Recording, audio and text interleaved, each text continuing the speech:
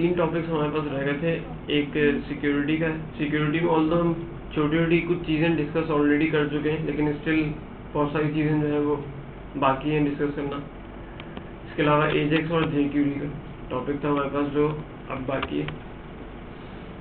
Start करते हैं security से। जी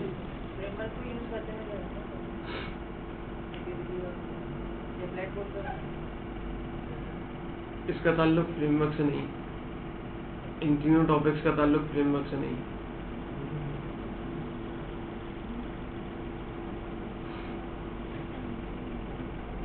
अच्छा देखिए, जब हम बात करते हैं सिक्योरिटी की तो हम एज अ डेवलपर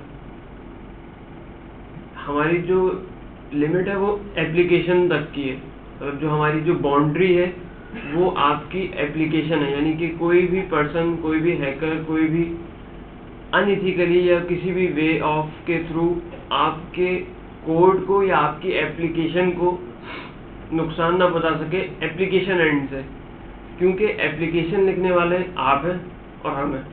ठीक है, तो एप्लीकेशन एंड के ऊपर सिक्योर करना ये एक डेवलपर की जिम्मेदारी है कि वो अपनी एप्लीकेशन को सिक्योर बनाए, कोई ऐसा लूप होल या कोई ऐसा गेट ना छोड़ दे जहां से जो हैकर जो है वेंटर हो और आपको एप्लीकेशन को नुकसान पहुंचाए या आपके डेटाबेस को हैक कर जाए। ठीक है, अच्छा अब एप्लीकेशन एंड के ऊपर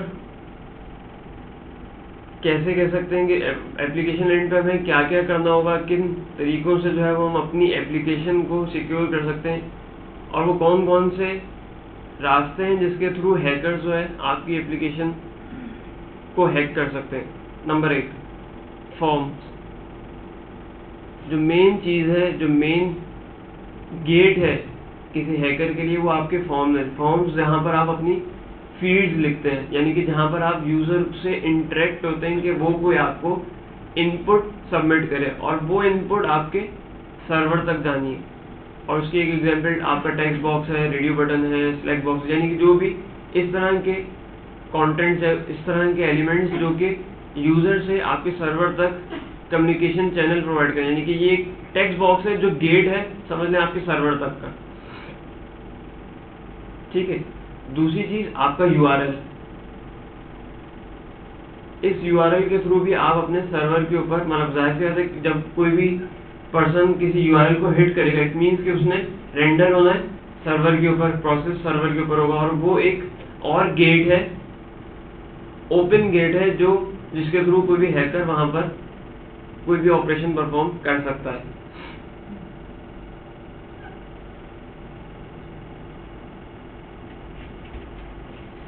तो ये एप्लीकेशन एंड के ऊपर हमारे पास मेजरली ये 2 वे हैं जिसके थ्रू जो है वो हैकर आपकी एप्लीकेशन को नुकसान पहुंचा सकता है, कोई थ्रेड आपके लिए जो क्रिएट कर सकता है, वो ये 2 वे हैं, 2 चैनल हैं।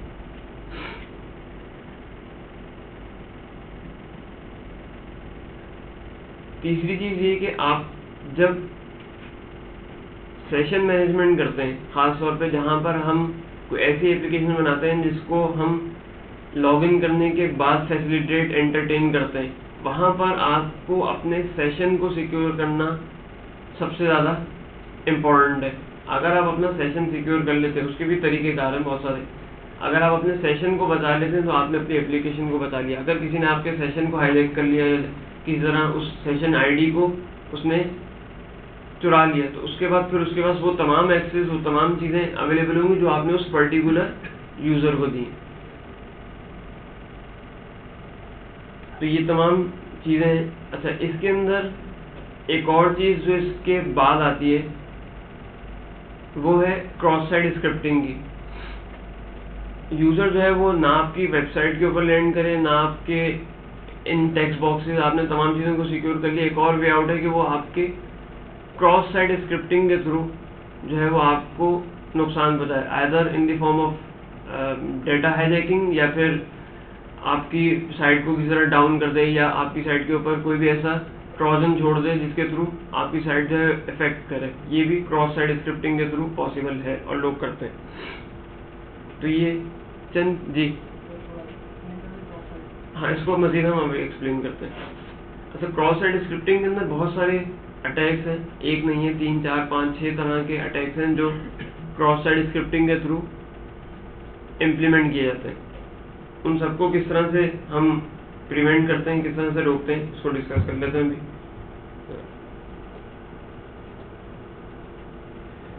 अच्छा, स्टार्ट करते हैं थोड़ा सा आसान चीज़ों से। हमारे पास नॉर्मली मैं एक वैल्यू लेता हूँ,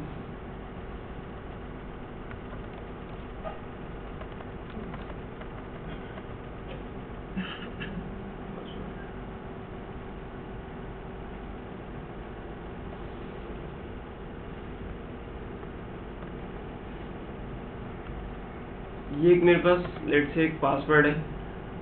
नॉर्मली हमारी प्रैक्टिस ये होती है कि हम अपने पास जब डेटाबेस के अंदर पासवर्ड्स को स्टोर करते हैं तो नॉर्मली हमारी कॉमन प्रैक्टिस है कि हम उसको MD5 हैशिंग एल्गोरिथम है उसके थ्रू MD5 के अंदर कन्वर्ट करके वो जो की जनरेट होती है, उसकी जो हैश नंबर जनरेट होता है, हम उसको अपने पास DB में सेव करते हैं। हमारे पास कुछ और मेथड्स हैं, जिस तरह मिसाल के तौर पे base64 decode encode।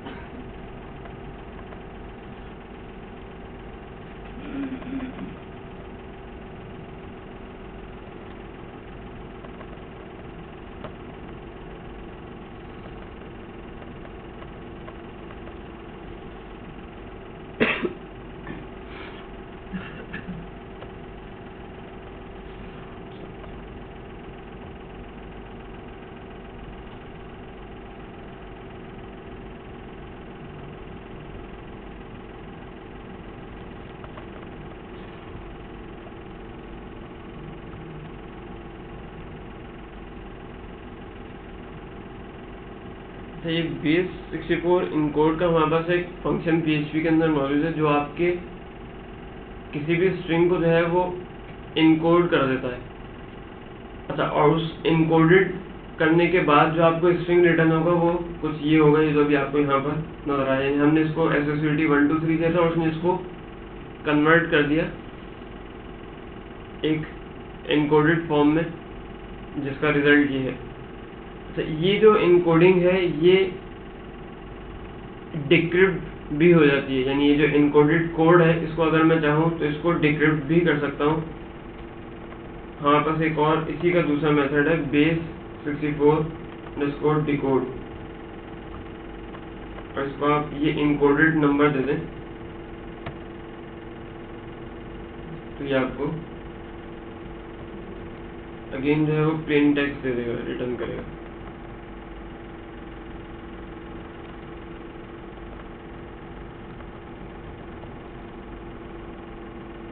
तो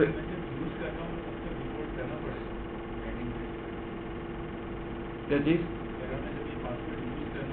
हाँ।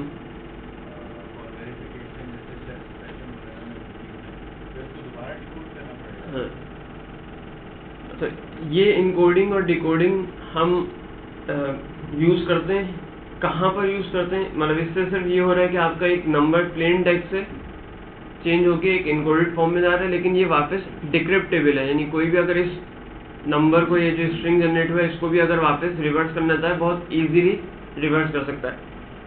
नॉर्मली हमारी जहाँ पर हम इन चीज़ों को यूज़ करते हैं जब हम क्यूरी स्ट्रिंग में वैल्यूज सेंड कर रहे होते हैं, आप चाहते हैं कि मैं इसको प्लेन टेक्स्ट के फॉर्म में ना दिखाऊं, ऑल्दो ये डिक्रिप्ट हो सकता है, लेकिन तकरीबन यूँ समझ लें कि हर बंदा हैकर तो नहीं होता।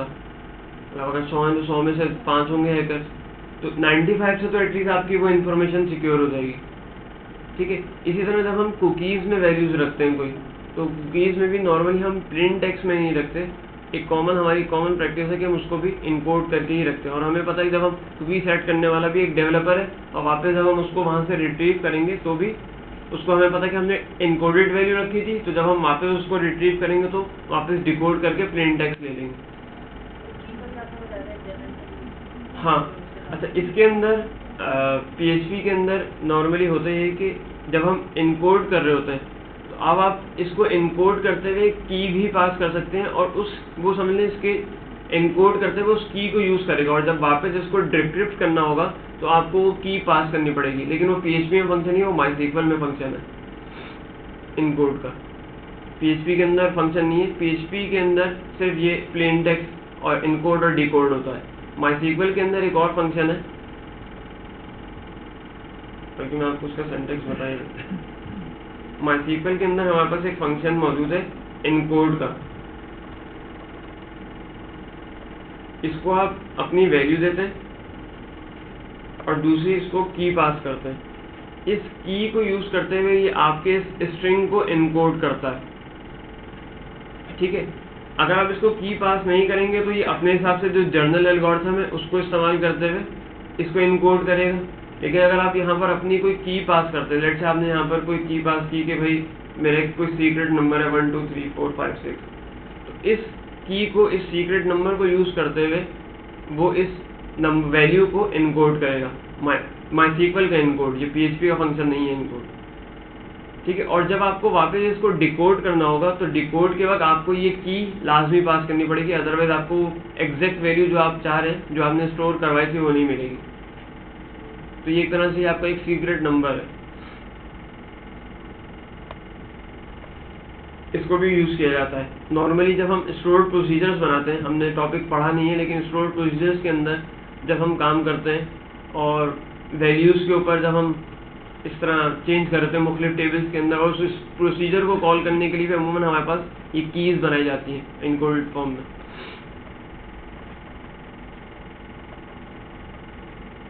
ठीक है, अच्छा, ये तो एक सिंपल सा इनकोडिंग है। अच्छा, अगर इसी पासवर्ड का जिन लोगों को नहीं मालूम, हमारे पास एक फंक्शन मौजूद है MD5 के नाम से PHP के अंदर। आप इसको ये पासवर्ड दीजिए।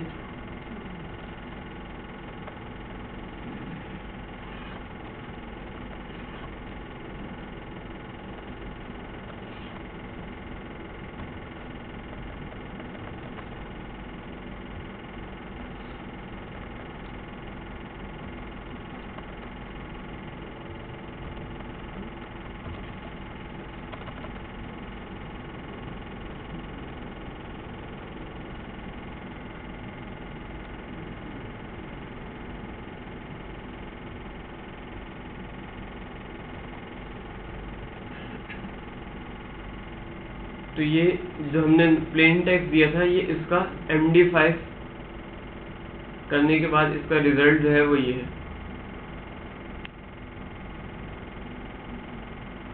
अच्छा, इन एल्गोरिथम्स के अंदर एक प्रॉब्लम ये है कि जो एक दफ़ा इसका हैश जनरेट हो रहा है, यानी जिस तरह SSVT 1 2 3 मैंने दिया, इसका जो हैश है ये हर दफ़ा सेम ही रहेगा।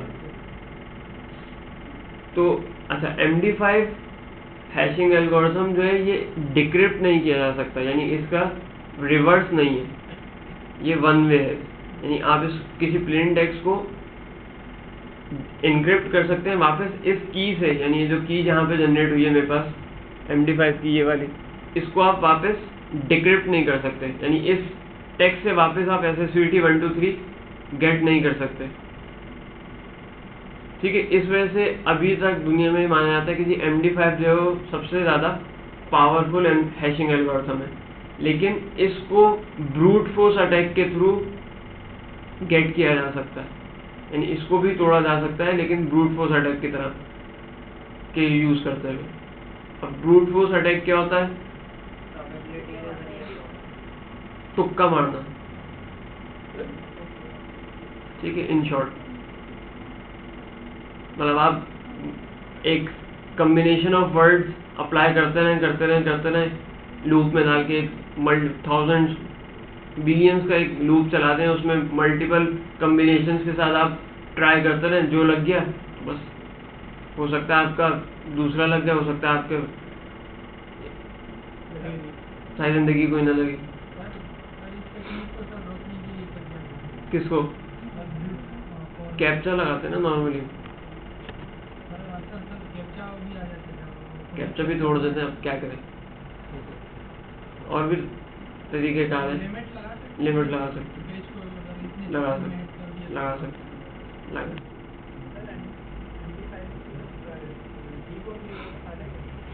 फायदा ये है कि हम इसको अपने पासवर्ड और जितनी अपनी सीक्रेट इंफॉर्मेशन रखने के लिए स्टोर करते हैं। ठीक है, अच्छा यहाँ पर जी जी, जब हम स्टोर करने लगेंगे अपनी वैल्यू पासवर्ड को तो हम ये MD5 रखेंगे। इसलिए नॉर्मली अक्सर वेबसाइट पे जहाँ पर आपको फॉरवर्ड पासवर्ड आप जाते हैं तो आपको एक नया पासवर्ड सेंड कर देता है। वो आपको आपका पुराना पासवर्ड कभी भी सेंड नहीं करता, क्योंकि उसको पता है कि मैंने MD5 करके रखा है, मेरे पास रिवर्स है नहीं। तो वो क्या करता है, एक रैंडम नंबर जनरेट करके आपका पासवर्ड MD5 करके रीसेट कर देता है, और वो पासवर्ड जो उसने जनरेट किया था वो आपको ईमेल कर देता है कि भाई अब ये पासवर्ड है तुम्हारा। नहीं ला सकते। अच्छा, अब मैच किस तरह करेंगे? मैंने आपको कहा कि SSUID 1 2 3 जो मेरे पास टेक्स्ट है, इसका हमेशा MD5 यही नंबर होगा। ठीक है, तो नेक्स्ट टाइम जब दोबारा कोई लॉगिन करेगा, अपना पासवर्ड डालेगा, तो आप दोबारा उस पासवर्ड को MD5 करेंगे तो सेम होगा, दोनों को कंपेयर करेंगे। अगर हो गया तो ठीक है, वेल एंड गुड, अदरवाइज आपने पासवर्ड जो है वो गलत दिया। ठीक है जी।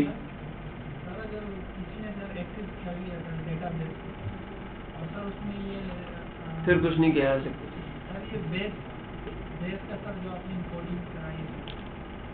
सर इसको भी सर हम हाइड कर सकते हैं सर, इसके आगे पीछे सर हम कोई और टेक्निक यूज कर सकते हैं। दो दफा करना, नहीं हैंग नहीं होती। लेकिन सर ये जब हैकर अटैक करता है तो वो एक एप्लीकेशन लेयर से अटैक कर रहा है, तो वो जो प्लेन टेक्स्ट पासवर्ड है जब उसको अटैम्प्ट करेगा तो ऑटोमेटिकली अगर उसका कॉम्बिनेशन जो है वो MD5 के साथ मिल गया, डेफिनेटली वो तो एक्सेस कर देगा। तो मैंने भी तो यही कहा था। तो ये फिर भी सिक्योर ना रहा। सर पेंटागन की वेबसाइट हैक हो गई तो हम क्या, किस खाते में आते? हुई थी, हम किस खेत की मूली, इन शॉर्ट। तो उन्होंने तो फायरवॉल भी लगाई होगी, अपने एप्लीकेशन लेयर को भी सिक्योर किया होगा, डेटा लेयर को भी सिक्योर, नेटवर्क लेयर को भी सिक्योर किया होगा, इसके बावजूद हैकर्स घुस जाते हैं। अमेरिका में सबसे ज़्यादा हैक होने वाली वेबसाइट उनकी आर्मी की वेबसाइट है, क्या करें।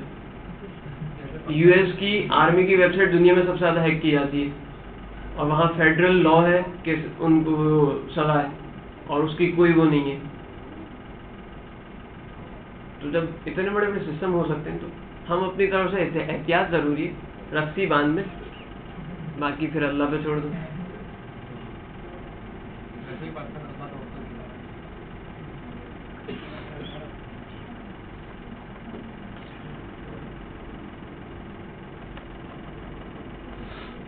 अच्छा जी,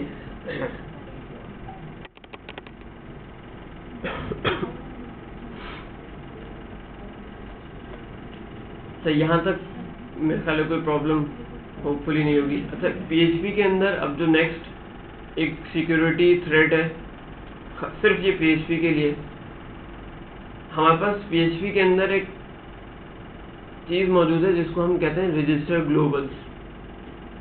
एक थ्रेड मौजूद है जिसको कहा जाता है PHP के अंदर रजिस्टर ग्लोबल्स। अगर इसको बहुत गौर से सुन लीजिए, समझ लीजिए, के लिए हम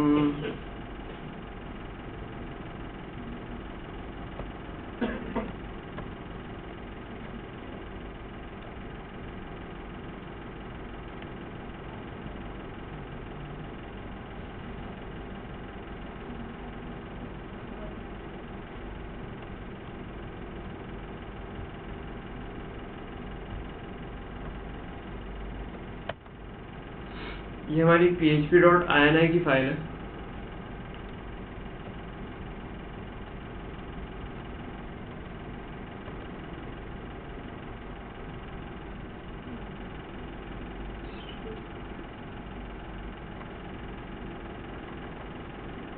इसके अंदर इस वक्त php.ini के अंदर रजिस्टर ग्लोबल जो है वो ऑन है, ठीक है। अब इसका नुकसान क्या है इसकी बात करते हैं।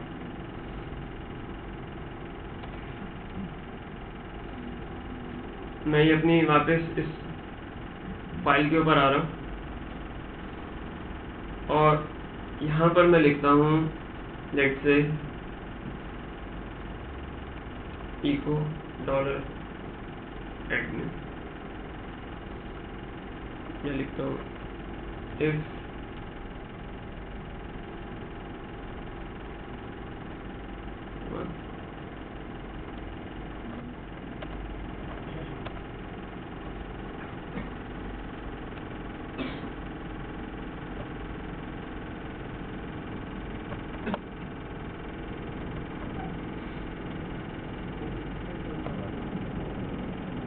कैसे करूँ, ये कर सकते हैं, देखें इमदाद को बुलाया जाए।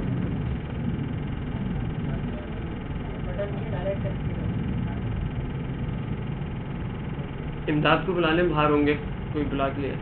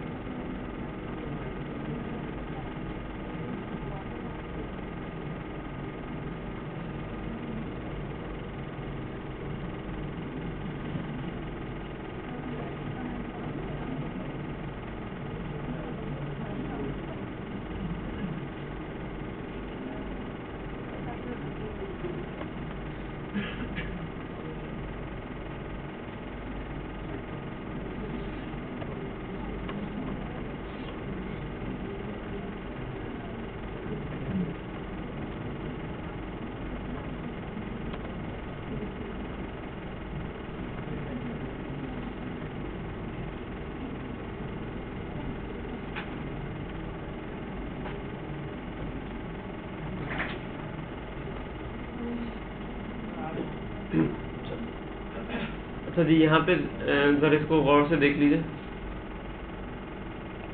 मेरे पास ये एक URL है, आपकी साइट का URL भी हो सकता है। यहाँ पे मैं यहाँ पर अगर क्यूरी स्ट्रिंग में कोई वैल्यूज़ पास करना चाहूँ तो सिंपल सा तरीका है कि आप इसके बाद क्वेश्चन मार्क या एम्परसेंड लगाकर कोई वैल्यू पास करें तो आपके पास वो एक्सेसिबल हो जाएगी स्क्रिप्ट के अंदर, और आपको वो $get से या रिक्वेस्ट के वेरिएबल से एक्सेसिबल होगी। ठीक है, ये बहुत कॉमन चीज़ है और हमने इसको काफ़ी दफ़ा पहले डिस्कस किया हुआ है। अच्छा, जब हमें इस वेरिएबल को एक्सेस करना होगा, यानी जो हमने क्यूरी स्ट्रिंग में पास किया है, तो तरीका क्या होगा, या तो हम $get इसको लिख के और जो वेरिएबल हमारे पास यहाँ पर रिसीव होना है उसके अंदर इसका नाम दें, एडमिन लिखा था मैंने वहाँ पे, तो इस तरह से ये हमें एक्सेस होगा जो क्यूरी स्ट्रिंग के अंदर पास हो रहा है। ऐसे ही होगा, ठीक है, यकीनन ऐसे ही होगा जब हम इसकी वैल्यू में एक्सेस हो जाएगी। अच्छा, जब हमारे पास ये रजिस्टर ग्लोबल्स ऑन है, तो अब मुझे क्यूरी स्ट्रिंग में से वैल्यू को उठाने के लिए ये गेट लिखने की जरूरत नहीं है। ये वेरिएबल मेरे पास एक्सेसिबल होगा डायरेक्ट इको, और जो वेरिएबल मैंने क्यूरी स्ट्रिंग में पास किया डायरेक्ट इस नेम से एक्सेस हो जाएगा। जो वैल्यू मैंने क्यूरी स्ट्रिंग में पास की है, किसी ने, मैंने की या किसी हैकर ने की, उस नाम का वेरिएबल डॉलर और उस नाम के साथ डॉलर ला के, यानी मैंने ऊपर क्यूरी स्ट्रिंग में ये लिखा हुआ है, आपको अगर नजर नहीं आ रहा ये देखें, इस क्यूरी स्ट्रिंग में मेरे पास ये चीज इस वक्त मौजूद है, और ये जो वेरिएबल यहाँ पास हो रहा था एडमिन के नाम से, एग्जैक्टली इस नाम का वेरिएबल मेरे पास PHP के स्क्रिप्ट में अब एक्सेसिबल होगा डॉलर आके, डॉलर एडमिन। अब मेरे पास अब मुझे गेट करने की जरूरत नहीं है, डायरेक्ट वो वेरिएबल एक्सेसिबल हो जाएगा अगर आपके पास रजिस्टर ग्लोबल ऑन है। एक मिनट, क्वेश्चन अभी नहीं पूछे, ये बात क्लियर है कि ये हो जाएगा, ऐसा मामला हो जाएगा। क्या ये थ्रेट है? क्या ये सिक्योरिटी थ्रेट है या नहीं?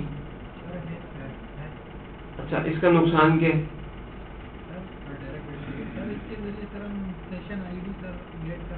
सेशन आईडी, अगर हैकर आपके वेरिएबल नेम्स जान ले तो वो आपकी पूरी एप्लीकेशन को उन क्यूरी स्ट्रिंग के अंदर वैल्यूज पास कर करके आपका जो है वो बेड़ा गर्क कर दे एप्लीकेशन को। ठीक है, इसकी एग्जाम्पल मात्र इसकी एग्जाम्पल देखिए, मैंने यहाँ पर एक चेक लगाया। फॉर एग्जाम्पल आपने कोड लिखा है, नॉर्मली हम भी ऐसे ही कोड लिखते हैं, आपने कहीं चेक लगाया कि अगर एडमिन जो है वो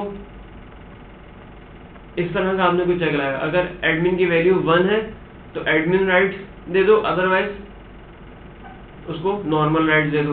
तो अगर आपके पास इस तरह का कहीं एप्लीकेशन में चेक है और ये कोई हैकर हिडन ट्रायल करके या व्हाटएवर किसी भी तरीके से इस चीज को पकड़ ले और उसको पता चल जाए कि इस नाम का वेरिएबल है, तो वो सिंपली क्या करेगा, एडमिन राइट्स लेने के लिए आपके एप्लीकेशन के अंदर जाएगा, आपके क्यूरी स्ट्रिंग के अंदर एडमिन के वैल्यू को 1 करके पास कर देगा और वो एडमिन राइट्स ले लेगा।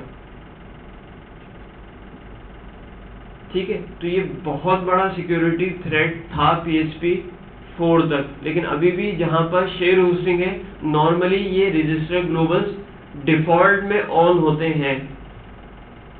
जहां पे हम ये शेयर्ड होस्टिंग वगैरह लेते हैं, वहां पर नॉर्मली ये रजिस्टर ग्लोबल्स का फ्लैग ऑन होता है। अगर हमें इस थ्रेड को रोकना है, यानी हम चाहते हैं कि ये थ्रेड ना हो हमारे लिए, तो क्या इसका सोल्यूशन क्या है? ऑफ कर दें। अच्छा, अब आपके पास सर्वर तो आपके पास है नहीं, शेयर होस्टिंग के ऊपर नॉर्मली आपके सर्वर नहीं है कि आप जाके PHP कॉन्फ़िग के अंदर जाके ऑफ लिख दें वहां पे। जिस तरह हम यहाँ पे अभी तो सर्वर हमारे पास है, तो हम यहाँ पर इसको सिंपली ऑफ कर सकते हैं। ये ऑफ कर दिए, ये ऑफ हो गए, ये AC बंद कर दें।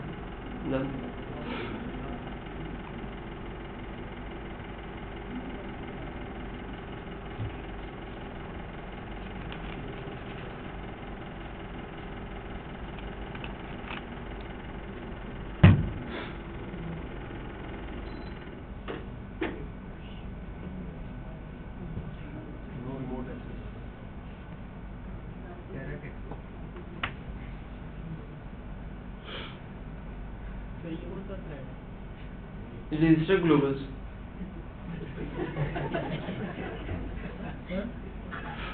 सर इसका सर कोई कोड है सर कि हम अपने PHP स्क्रिप्ट में लिखे और उन्हें शो करा दें कि क्या क्या ऑन है और क्या ऑफ? बिल्कुल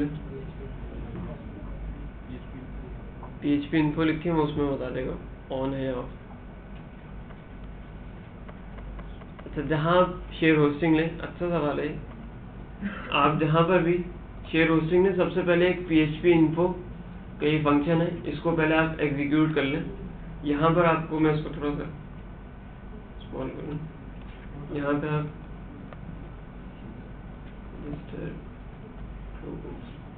ये देखें, इस तरह जब आप चेक करेंगे रजिस्टर ग्लोबल्स ऑन है या ऑफ, तो यहाँ पर इसकी इन्फॉर्मेशन आ रही होगी आपके पास ऑन है।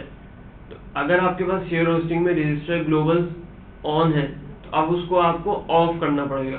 सर्वर है तो आप जाकर सिंपली उसकी कॉन्फ़िगरेशन फाइल चेंज करते हैं, लेकिन नॉर्मली शेयर होस्टिंग में आपके पास सर्वर का या php.ini का एक्सेस नहीं होता। तो हमारे पास जो इसका ऑल्टरनेट है सॉल्यूशन, वो ini सेट का एक मेथड आपको मालूम है, ini_set, और इसके अंदर आप अपने और इसको ऑफ कर दीजिए तो ये ऑफ हो जाएगा। .ht एक्सेस से भी कर सकते नहीं, सर? ये काम ऐसे एक्सेस से नहीं हो सकता। सर कोई एडिट करना सर php.ini, क्योंकि सर फाइल अपलोडिंग में सर उसमें पहले से 2 MB साइज सेलेक्ट होती है, तो सर अगर फाइल 2 MB से ज़्यादा है इस तरह वो अलग चीज़ है, लेकिन ये अलग चीज़ है। ये इसका ताल्लुक कॉन्फ़िगरेशन से, और डायरेक्ट ये एक्सेस है उसका, वो एसटी एक्सेस से कंट्रोल किया जा सकता है, वो अलग चीज़ है, वो ये अलग चीज़ है। इसको आप नहीं कर सकते एसटी एक्सेस से। जी, अब क्वेश्चन है तो पूछ लें। ये पूछना है, हैकर्स को वेरिएबल के नाम कैसे पता चलेंगे? हिडन ट्रायल करके आप गैस कर सकते हैं, मतलब मुख्तलिफ। बाय डिफॉल्ट ऑन क्यों होता है?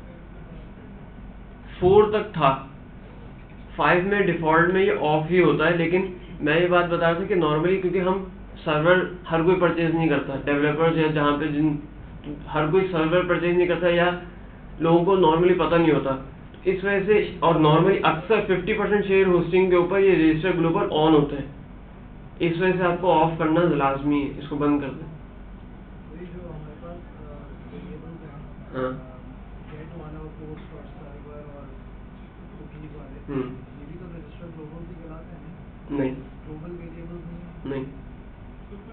नहीं, ग्लोबल वेरिएबल्स तो ये रजिस्टर ग्लोबल अलग चीज़ है और वो ग्लोबल वेरिएबल्स अलग चीज़ है।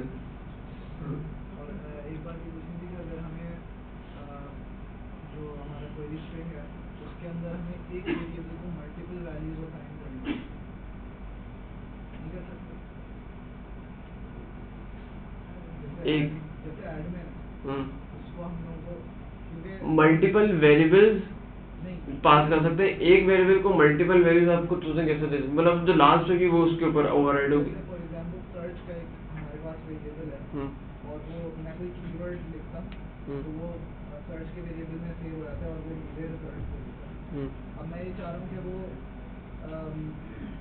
एक आईडी, एक मखसूस आईडी के जो रिकॉर्ड्स हैं वो मुझे वापस करे, लेकिन मैं उसमें और रिकॉर्ड्स अगर ऐड करना चाहूँ तो ये वाला भी ऐड हो जाए इसके अंदर, ये वाले 1 वाले भी आईडी आ जाए और सेकंड वाली आईडी भी रिटर्न करें। तो वो तो आपके एप्लीकेशन के अंदर है ना, विद रिस्पेक्ट सर्च की वैल्यू तो एक ही होगी। अब आपने अदर देन उस वैल्यू के आपको कुछ और ऐड करने दो तो आपके अपनी लॉजिक है वो आप अपने कोड में इम्प्लीमेंट करेंगे, उसका क्यूरी स्ट्रिंग से या इनपुट लेने से ताल्लुक तो नहीं। अगर हम SQL में लगाया हुआ हम लोगों ने where admin या जो भी where search equals to this value, तो हमारे पास तो एक ही रिजल्ट आएगा। मैं चाह रहा हूँ और भी रिजल्ट तो फिर आप अपनी क्यूरी को चेंज करें, वो डिस्कस कर लीजिए, मैं बता दूंगा ये ऐसा इशू। जी सर, जैसे वेरिएबल की बात आई कि हैकर को वेरिएबल के नाम कैसे पता चलेगा? हाँ। लेकिन सर बहुत सारे स्क्रिप्ट है, इमेज होस्टिंग हो गई, वीडियो शेयर, ओपन सोर्स, हाँ, उसके तो सर हैकर यही बात यही है। PHP के अंदर एक सबसे बड़ा मसला यही है कि इसके अंदर लोग जो है वो ओपन सोर्स स्क्रिप्ट यूज़ कर रहे थे और नॉर्मली उसके अंदर अब जब आपको वो स्क्रिप्ट मिल गई तो एक हैकर के लिए उस स्क्रिप्ट को रीड करना कौन से, वो भी डाउनलोड करके पढ़ सकता है उसको, और उसको भी उसके नाम पता चल सकते हैं, जूमला है, वर्डप्रेस। इसीलिए नॉर्मली जितनी भी बड़ी एप्लीकेशन है, ये कोई भी रिकमेंड नहीं करता कि आप ओपन सोर्स टूल बनाए। हमेशा वो क्यों डेवलपर्स हायर करते हैं, क्यों कंपनीज डेवलपर्स हायर करती हैं, इसलिए कि उनकी अपनी एप्लीकेशन हो। थर्ड पार्टी टूल को यूज़ करते हुए जिस तरह OS कॉमर्स, मजेंटो और ये जूमला, वर्डप्रेस, इनको इसीलिए यूज़ नहीं किया जाता कि इनके अंदर ओपन सोर्स और थ्रेड ओपन सोर्स की वजह से 50 टाइम बढ़ जाता है, 50 टाइम्स इसका थ्रेड जो है वो ज़्यादा आता है, क्योंकि जब आप उस स्क्रिप्ट को यूज़ करके तमाम चीज़ों का एक्सेस करें तो हैकर भी पढ़ सकते हैं उन चीज़ों को। और सर इसमें सर जैसे आपने ग्लोबल रजिस्टर करा, हाँ, सर सेफ मूड का सर सेफ मूड अगर ऑन हो, इसका सर PHP में सेफ मूड का भी होता है ना, सिक्योरिटी सर जब मैं पढ़ रहा था नेट पे तो उसमें लिखा था कि आप सेफ मूड ऑन ऑफ हो तो उससे भी एक्सेस कम हो जाता है, फिर बहुत सारी चीज़ों का वो बिला वजह रोक देता है। जी PHP 4 तक ये ऑन रहा, इसका कोई फायदा भी होगा? ये फायदा था जो अभी हमने देखा। हैक का ज़्यादा आसान हो जाता सर तो फिर 4 तक ऑन क्यों रहा, या 5 पे क्यों उसको ऑफ किया और 4 तक? एक मिनट को सिंटेक्स एरर आ जाती है हमारे पास।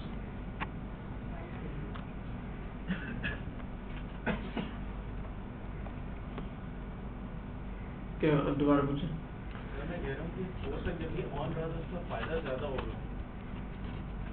नुकसान था तभी तो बंद कर दिया। नहीं सर, कोई ना कोई फायदा चल रहा होगा। जब फायदा यही था ना कि आपको डायरेक्ट URL के अंदर जो है वो एक्सेस हो रहा था, ये फायदा था इसका। मतलब वेरिएबल्स जो है वो आपको गेट करके नहीं उठाने पड़ते थे, डायरेक्ट लोग एक्सेस कर लेते थे URL से। लेकिन जब बाद में इसको वायलेट करना लोगों ने शुरू किया, इस तरह के हैकिंग अटैक्स हुए, तो फिर लोगों ने इसको बंद कर दिया। तो इसका मतलब ये हुआ कि जो गेट का मेथड है ये यूज़ ना किया जाए आमतौर पर पासवर्ड। नहीं, गेट यूज़ करें, रजिस्टर ग्लोबल को ऑफ कर दें बस। इस सारी उसका लुब्बे-लुभाब ये था कि register global should be of. अगर शेयर होस्टिंग है तो आप INSS के थ्रू उसको बंद कर दीजिए। तो गवर्नमेंट्स वगैरह अपनी सिक्योरिटी के लिए ये जो आपने मेथड्स बताए, एल्गोरिथम मेथड, ये तो MD5 और 64 और SHA-1 भी होता है जी, SHA-1, 2, 3। लेकिन ये मेरा ख्याल है गवर्नमेंट वगैरह तो इस्तेमाल नहीं करते होंगे, और ये जो एल्गोरिथम उनकी सिक्योरिटी तो बेहतर होती है वो अपने बना देता हूँ। कीज बेसिकली जो मैंने आपको बताया ना इनकोडेड, वो अपनी कीज को सिक्योर करते हैं। जो की के थ्रू इनक्रिप्ट अपना डेटा को इनक्रिप्ट, मतलब मेथड्स, प्रॉपर, ये तमाम चीज़ें खुद ही यूज़ करते हैं। लेकिन वो ये कि जो की इस्तेमाल करते हैं वो 32 बिट की 64 बिट की बहुत बड़ी की यूज़ करते हैं, ताकि कि ज़ाहिर 5-6 वर्ड्स की होगी, उसको डिक्रिप्ट करना, उसको हाईजैक करना आसान है। मतलब पॉसिबिलिटी जो है वो बहुत इजीली कोई भी बंदा जो है उसको गेट कर सकता है। लेकिन जब आप 32 या 64 बिट का एक की जनरेट करते हैं तो उसको फिर प्रॉबिलिटी कम हो जाती है उसकी। जैसे बैंकिंग, ऑनलाइन बैंकिंग के अंदर ये सिचुएशन होती है कि आप पासवर्ड देते हैं, पासवर्ड देने के बाद वो आपसे आपका सिक्योरिटी क्वेश्चन पूछते हैं, सिक्योरिटी क्वेश्चन आप उसका आंसर देते हैं प्रॉपर, फिर वो आपको आगे जाने देते हैं और वो डबल चेक करते हैं।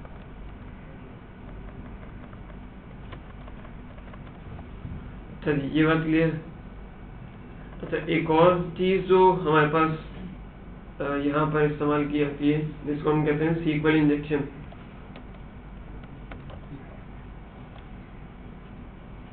जी एग्जैक्टली।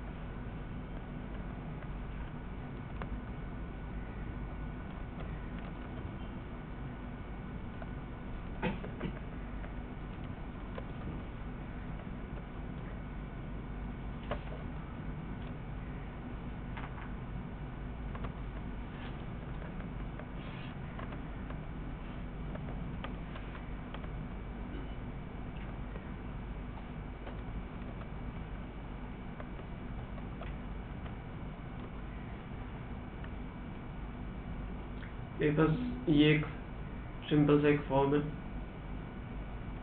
इसके अंदर यूज़र जो है वो अपनी इनपुट सबमिट करेगा।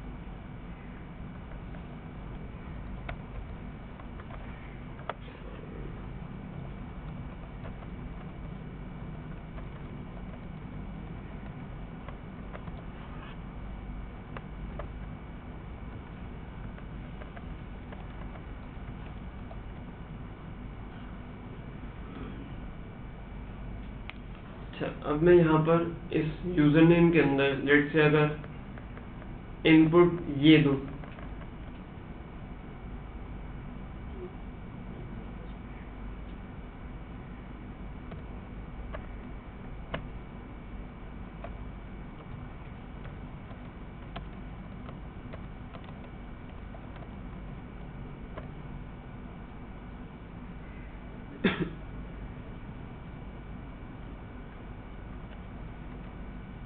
यहाँ पे फिलहाल मैं अभी कोई यूजर नेम देता हूँ लेट से ABC, और तो मेरे पास क्यूरी जो है वो ये बनेगी, और एट दी एंड ये क्यूरी जो है वो मेरे पास SQL पे एग्जीक्यूट होगी। अब मैं इसकी जगह जो मैंने यहाँ पर टाइप किया है, इसको एज ए इनपुट आर्गुमेंट मैं यहाँ पास करता हूँ।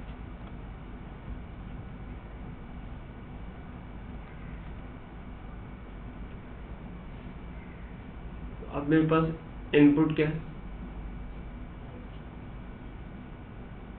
अब रिजल्ट क्या है मेरे पास,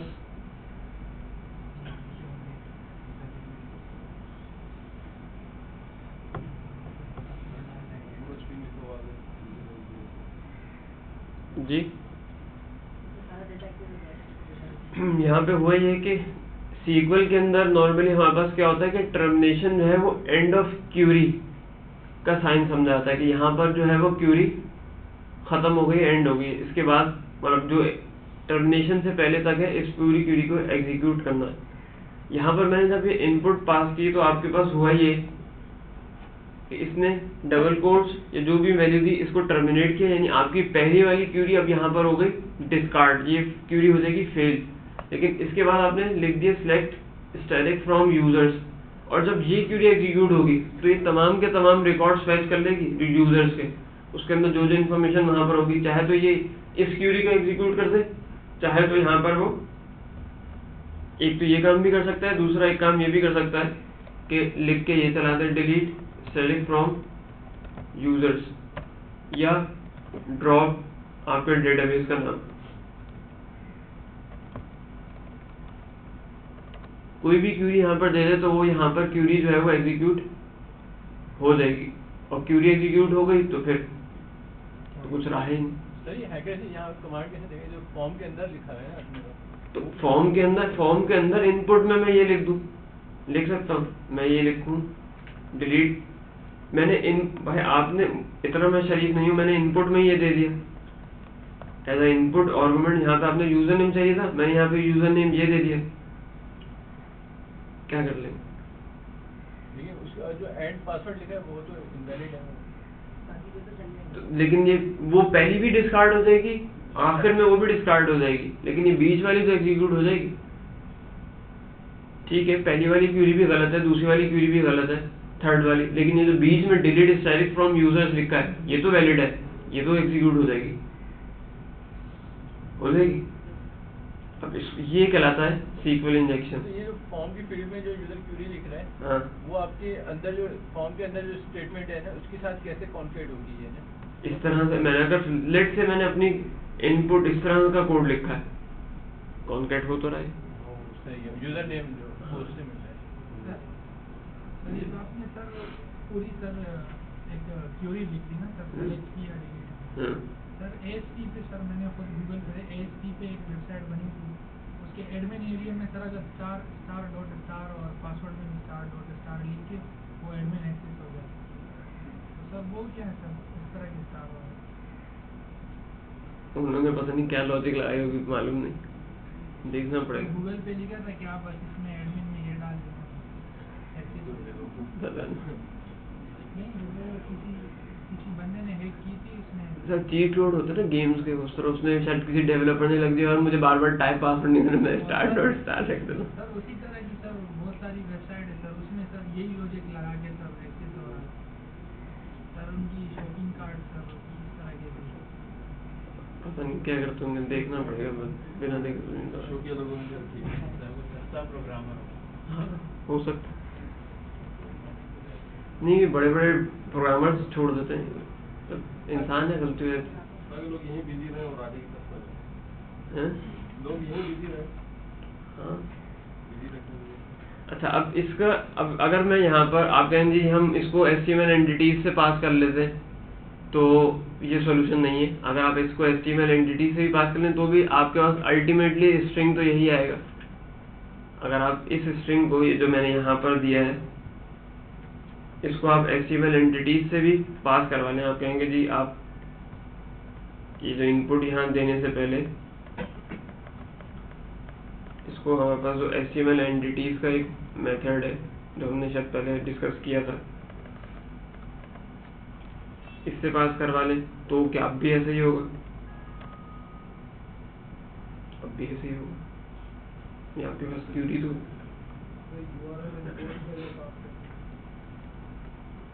तो फिर तो आपके पास क्यू वैल्यू इन कोड हो जाएगी। नहीं, यहाँ पर एक मेथड मौजूद है MySQL escape string। आप जब भी अपनी वैल्यूज क्यूरी के अंदर पास करने लगे, आज तक खैर हमने इसको डिस्कस नहीं किया, हमेशा जो फॉर्म से वैल्यूज या कहीं से किसी भी इनपुट यूजर की जो आपके पास MySQL तक जाए, देखिए आप सर्वर तक जाने की बात नहीं कर रहा मैं, कोई ऐसी वैल्यू जो आप यूजर से गेट करने के बाद उस वैल्यू को डेटाबेस तक लेके जा रहे हैं, यानी अपने डेटाबेस के अंदर स्टोर कर रहे हैं या वहां से सिलेक्ट कर रहे हैं, उसके साथ लाजमी तौर पे आपको ये MySQL escape string का फंक्शन यूज करना है, वरना इंजेक्शन का थ्रेड बाकी रहेगा। अगर आप इंजेक्शन को चाहते हैं कि प्रिवेंट हो जाए, आपकी SQL इंजेक्शन कोई ना लगा सके, तो आपको ये MySQL escape string का फंक्शन यूज करना होगा। यहाँ पर HTML एंटिटीज, डिकोड, विकोड, MD5 कोई वर्क नहीं करता, यहाँ पे सिर्फ वर्क करेगा तो आपके पास MySQL escape string का फंक्शन।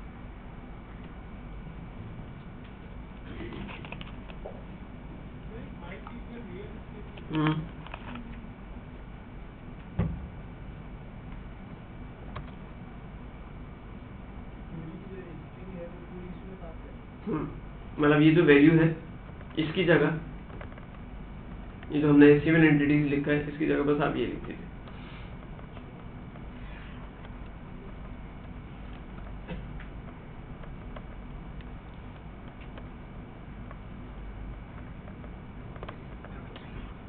अच्छा, ये करेगा क्या जी?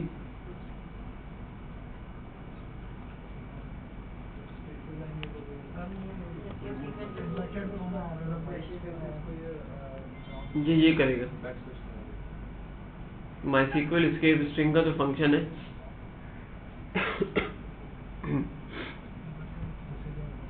इससे क्या होगा,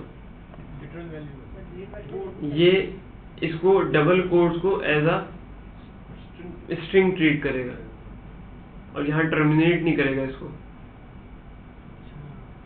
उससे पहले स्लैश लगा देगा। जहाँ पे भी सिंगल कोड या डबल कोड या इस तरह नीचे है उससे पहले स्लैश लगा देगा। पहले आप यूज कर रहे थे अपनी क्यूरी को बंद करने के, एक और आता है स्ट्रिप स्लैशेस का या ऐड स्लैशेस का भी मेथड, हाँ, और रिमूव करते हैं, ऐड स्लैशेस और स्ट्रिप स्लैशेस आते हैं। लेकिन आप इसको नॉर्मल यहाँ पर सिर्फ MySQL escape string या MySQL real escape string दो मेथड्स हैं, इनमें से कोई एक यूज कर लें तो आप जो है वो SQL इंजेक्शन से बच जाएंगे। रेगुलर एक्सप्रेशन भी यूजफुल होगा। रेगुलर एक्सप्रेशन भी यूज हो सकती है,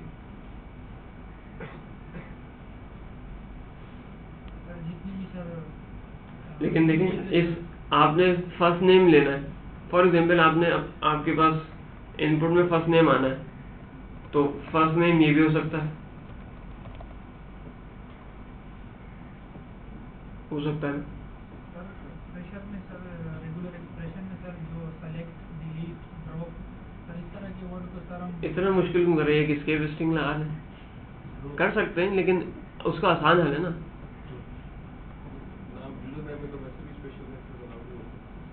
तो ये इसमें स्पेशल कैरेक्टर कौन सा है? हटा दे, फिर भी चल जाएगी क्यूरी एग्जीक्यूट करने के लिए कभी आपको कोलन लगाना पड़ता है? वो तो एंडिंग पॉइंट है ना, आप नहीं दे जी। बिल्कुल बिल्कुल बिल्कुल। देखें, जब जो भी वैल्यू आप अपने डेटाबेस तक लेके जा रहे हैं उसको एस्केप स्ट्रिंग से पास करवा लें बस, लाजमी। चाहे सिलेक्ट करवाते वक्त, चाहे इंसर्ट करवाते वक्त, चाहे अपडेट करवाते वक्त, चाहे डिलीट करवाते वक्त, हर टाइम के ऊपर आप बस उस इनपुट को एस्केप स्ट्रिंग से पास करवा लें बस।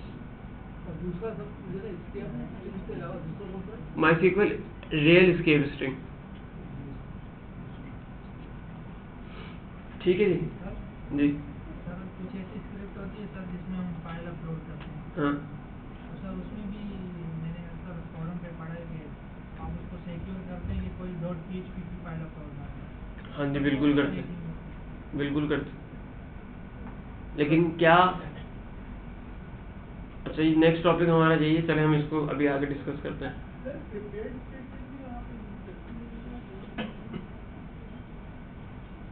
फॉर एग्जाम्पल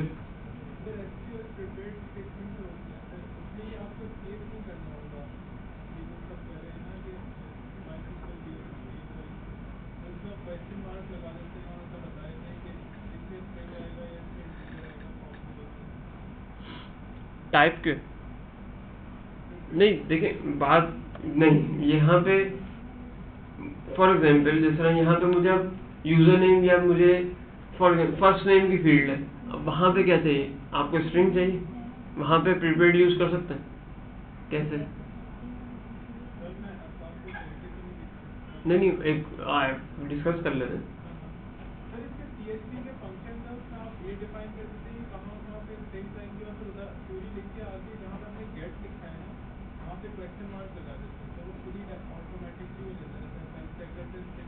और ये सारे फंक्शन ऑटोमेटिक, तो वो ये होता है कि जितना आपके सेव कर रहे हैं या चेक कर रहे हैं ना, पहले ये नहीं करना होता, बस प्रिपेयर्ड स्टेटमेंट लिखी वो खुद ही देखिए। मतलब वो इसके बाद आया है, मतलब बुक में जो है इन चीज़ों के बाद जो दूसरा है ना वो प्रिपेयर्ड स्टेटमेंट है। ऐसे काफी ईमेल सिंथेसाइज भी है और भी है, सिंथेसाइज भी है, अब नया है बीच फाइल 6 में और चीज़ आई हैं, अभी 7 नहीं आया। सिंथेसाइज वगैरह की जी हाँ, फिल्टर।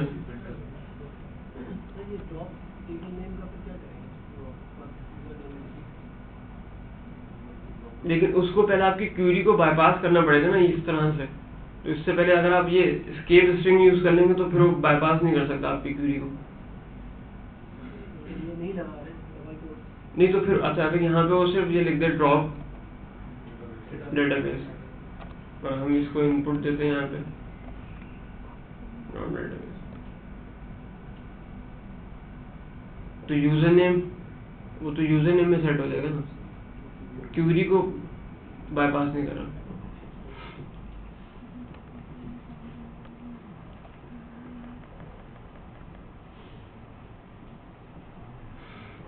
अच्छा, दूसरी चीज़ ये जो अभी क्वेश्चन पूछ रहे थे, हमारे पास एक और जो एरिया है जो अक्सर गलती हो जाती है कि हमारे पास जहाँ पे फाइल अपलोडिंग का प्रोसेस, अगर हम फाइल अपलोड कर रहे हैं तो उसके अंदर अमूमन हमारे पास ये चेक, क्योंकि अगर फाइल अपलोड हो रही है, फाइल अगर आपके पास कोई पर्सन PHP की फाइल अपलोड कर दे और उस PHP के अंदर कुछ भी लिख सकते हैं आप, ज़ाहिर है जब वो सर्वर तक आपकी फाइल अपलोड हो गई, अब वो उसको पता है कि इमेजेस के अंदर नॉर्मली जो है वो फाइल, अगर इमेज की आप वहाँ इमेज चाहिए तो आपने जो अपनी फाइल अपलोड की उसका एक्सटेंशन PHP था आपने अपलोड कर दी, अब वो जाकर जहाँ पे भी अपलोड हुई अब वो एब्सोल्यूट पाथ से उसको एक्सेस कर सकता है और उस PHP के स्क्रिप्ट में कुछ भी हो सकता है कि वो उसको एग्जीक्यूट कर दे। ठीक है, तो जब हम फाइल अपलोडिंग करते हैं तो वहाँ पर लाजमी तौर पे आपको चेक लगाना होगा कि इसके अंदर जो आपकी डिजायर्ड फाइल है, यानी जो एक्सटेंशन चाहिए आपको PHP JPEG GIF या जो भी फाइल फॉर्मेट है वो ही अपलोड हो, इसके अलावा कोई और थर्ड एक्सटेंशन फाइल का अपलोड ना हो। तो ये चेक फाइल अपलोडिंग के वक्त आपको लगाना होगा, क्योंकि अगर PHP की स्क्रिप्ट अपलोड हो जाए या जब कोई और फाइल अपलोड हो जाए तो फिर वो जब अपलोड हो गई तो एग्जीक्यूट भी कर लेगा वो। ठीक है, ये सिंपल वे थी। अब सवाल ये है जी, कुछ पूछा? जैसे config के फोल्डर में db और config.php की फाइलें पड़ी होती हैं, तो इस तरीके से सर उनको भी डाउनलोड कर सकते हैं अगर सर वो। हाँ, वो तो जब आपकी फाइल अपलोड कर दी फिर तो वो कुछ भी कर सकता है।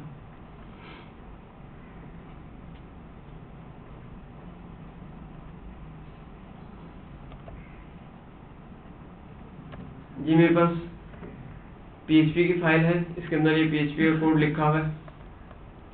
ठीक है, इसको मैंने ये test.php बनाया यहाँ पे, test.php, इसके अंदर मेरे पास PHP का कोड लिखा हुआ है। मैं इस फाइल का एक्सटेंशन जो है वो JPG कर सकता हूँ।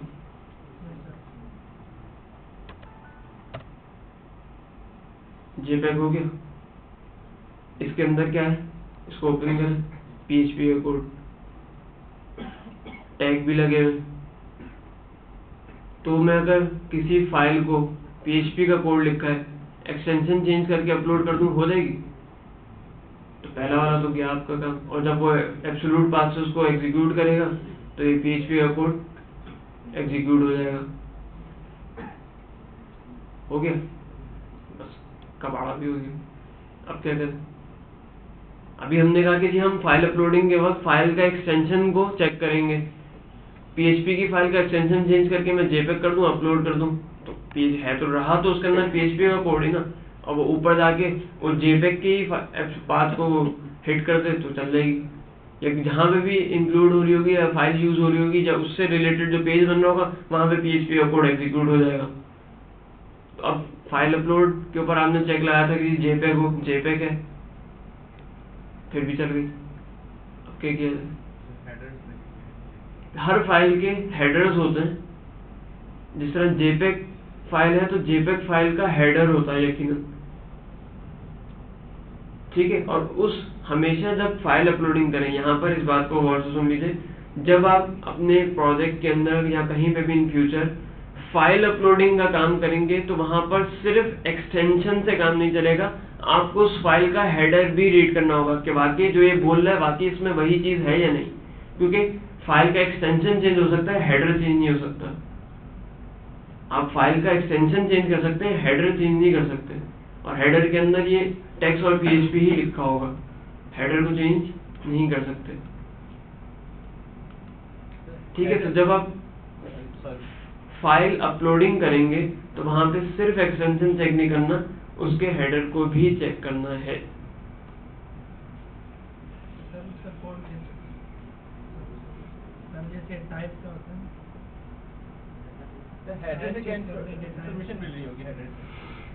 हेडर के अंदर फाइल टाइप होगी,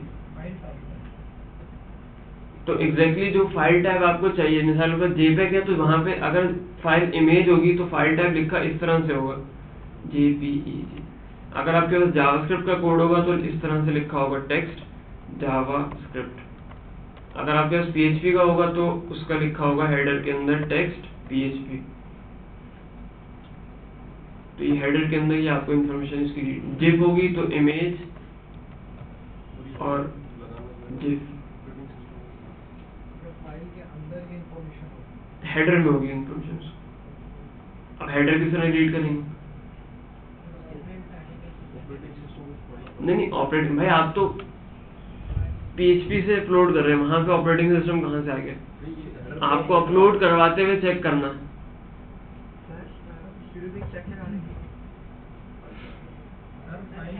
अच्छा एक मिनट पहले ये बात क्लियर हुई कि मैं ये हम किस चीज की बात कर रहे हैं अभी, ये जो हम अभी जिस चीज़ की नहीं, अपलोडिंग की तो कर रहे हैं, ये कहाँ चीज़ें लिखी होंगी, कहाँ से हम मतलब किस एरिया की बात कर रहे हैं। एक्सटेंशन की तो अभी हमने बात कर ली कि एक्सटेंशन फाइल अपलोडिंग के वक्त सिर्फ एक्सटेंशन चेक नहीं करना, एक्सटेंशन भी चेक करना है और उसका हेडर भी चेक करना है कि वो दोनों सेम है या नहीं। यानी जो वो कह रहा है कि मैं JPEG हूँ, तो क्या उसके हेडर के अंदर भी वो इस बात की गारंटी दे रहा है कि वो हेडर के अंदर JPEG ही है, उसकी टाइप जो है वो JPEG इमेज ही है।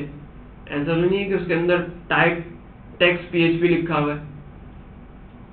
ठीक है, तो हेडर इन्फॉर्मेशन फाइल अपलोडिंग के वक्त आपको लाजमी रीड करनी होगी। और हेडर के लिए हमारे पास इसमें फंक्शन मौजूद है हेडर का, और एक और फंक्शन फाइल के अंदर आता है जो इसका हेडर रीड करेगा।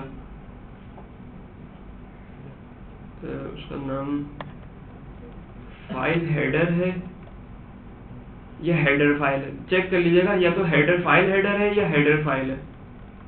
इन दोनों में से कोई एक फंक्शन है जो उसका हेडर रीड करता है फाइल का। फाइल हेडर है या हेडर फाइल है, चेक कर लीजिएगा, गूगल कर लीजिए, चेक कर लीजिएगा इसको।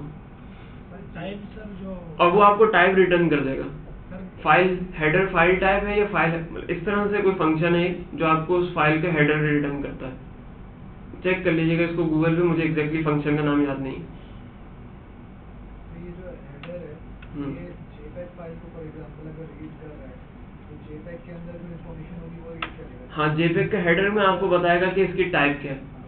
अगर मैं काम नहीं करूँ कि मैं कोई JPEG फाइल को कॉपी करूँ, हाँ, कंट्रोल C से मैंने कॉपी किया, टेक्स्ट एडिटर में आया और मैंने पेस्ट कर दिया। आमतौर पे होता है टेक्स्ट एडिटर में जब कोई पिक्चर पेस्ट करता हूँ कोडेड में आ जाता है, तो टेक्स्ट एडिटर में टॉप पे मेरा पूरा कोडेड आ रहा है, नीचे मेरा PHP है। जब वो वापस करेगा तो टेक्स्ट कर देगा, नहीं टेक्स्ट कर देगा, टेक्स्ट हो जाती है फाइल। ये तो ऑपरेटिंग सिस्टम भी इसको मैनेज करता है। जब आप मिसाल के तौर पे मैं JPEG फाइल कोई भी लूँ,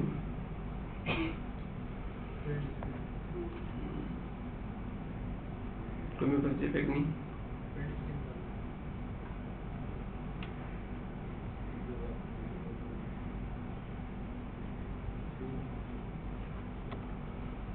प्रिंट स्क्रीन में बटन नहीं है।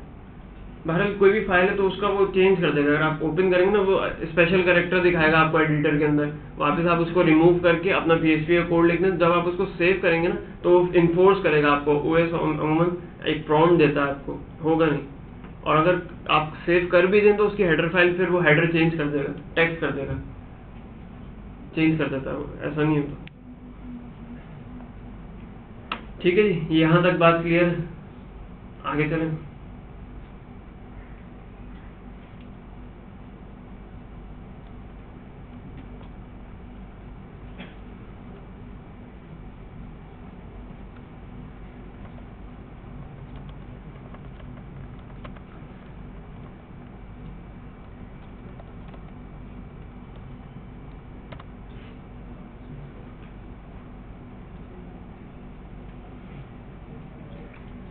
तीसरी चीज़ है बल्कि लास्ट जो हमारे पास सिक्योरिटी के अंदर थ्रेड है, वो एक्सेस अटैक या क्रॉस साइट स्क्रिप्टिंग का अटैक है।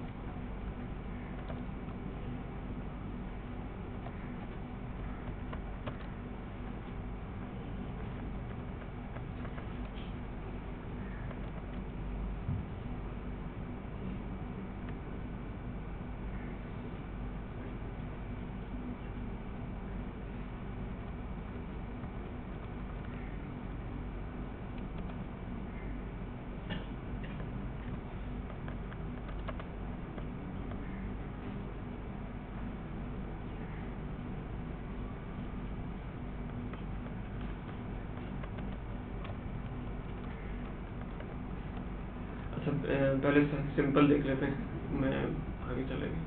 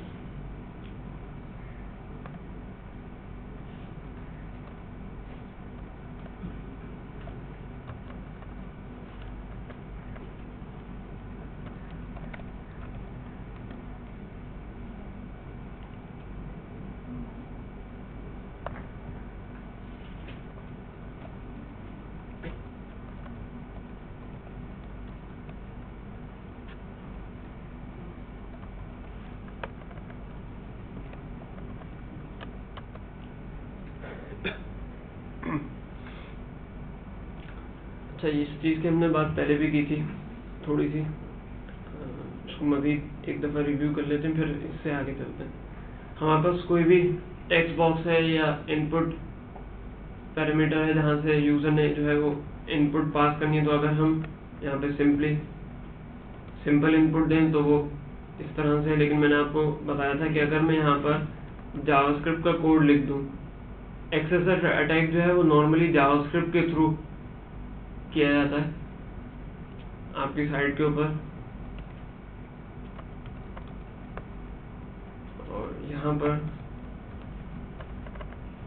अब मैं एज अ इनपुट ये वैल्यू यहाँ पर पास करूँ, जब आपकी स्क्रिप्ट में ये वैल्यू यूज होगी तो जावास्क्रिप्ट का कोड जो है वो एग्जीक्यूट हो जाएगा।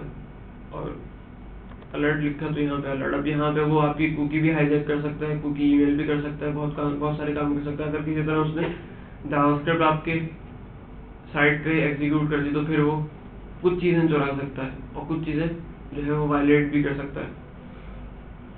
तो इसकी जो एक सिंपल प्रिवेंशन है जो बहुत कॉमन है, आप हमेशा HTML एंटिटीज का फंक्शन जो है वो इस्तेमाल कीजिए अपनी इनपुट्स के साथ।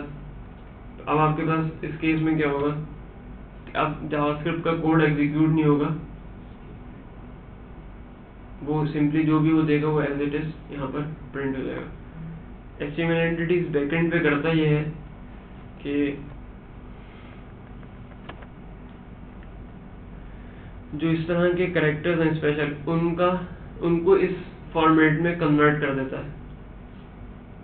और आप लोगों को नजर आ रहा हूँ, मैं इसको कॉपी कर लेता हूँ।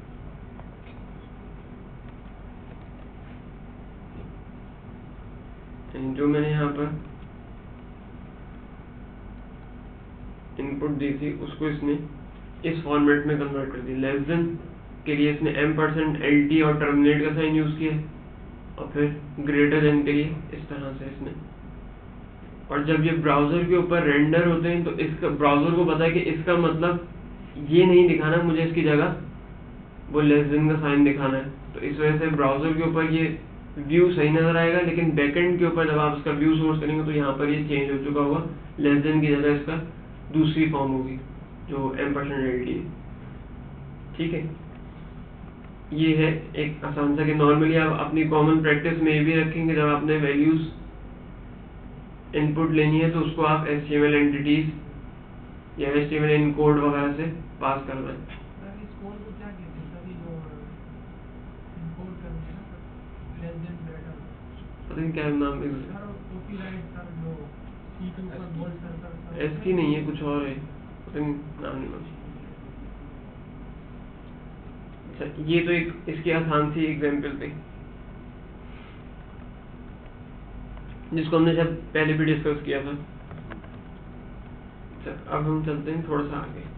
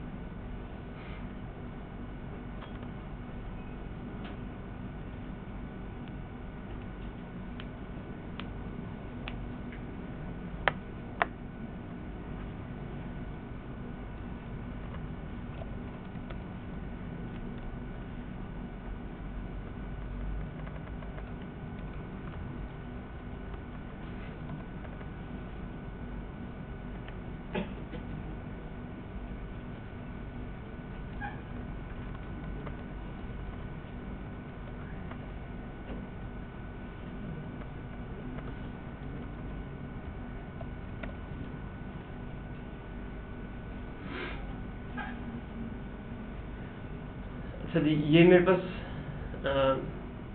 एक फॉर्म है सिंपल सा।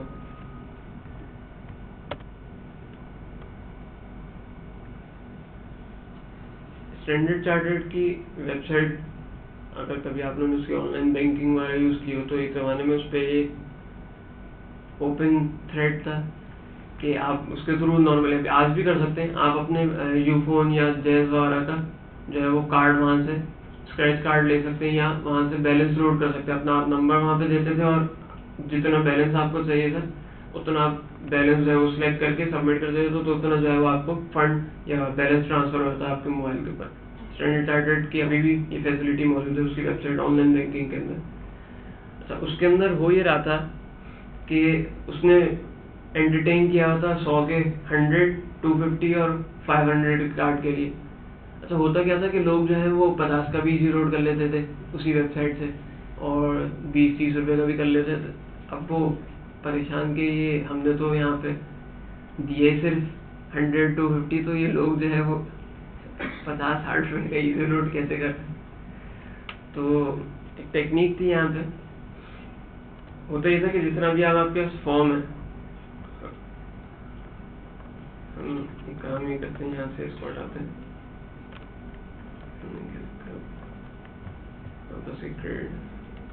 बल्कि इसको हम यहाँ से हटाते हैं, यहाँ से नहीं, अब नहीं होता, अब उन्होंने प्रिवेंट कर चुके हैं। हाँ, लेट हो गया, मैंने भी यूज़ किया वैसे।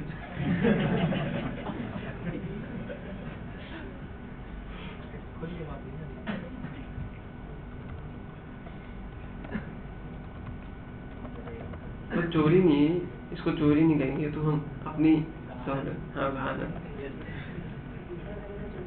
नहीं, ये चोरी नहीं है। अभी मैं आपको बताता हूँ, ये चोरी नहीं, वो तो अपने अकाउंट से जा रहे हैं। अब जा तो आपके अपने अकाउंट में से है।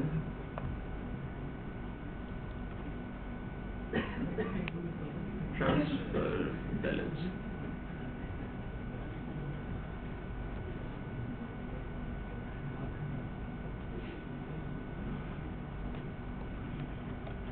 अच्छा, अब आपने, आपके पास कोड ये है, आपने वहां पे वैल्यू उठाई बैलेंस की, जो भी क्रेडिट था उसका, वहां से आपने उसमें जो अमाउंट थी वो अमाउंट उठे और उस अमाउंट को रिसीव करने के बाद आपने उसके बैलेंस में से उसके अकाउंट में से डिडक्ट करके उसको फंड ट्रांसफर कर दिया।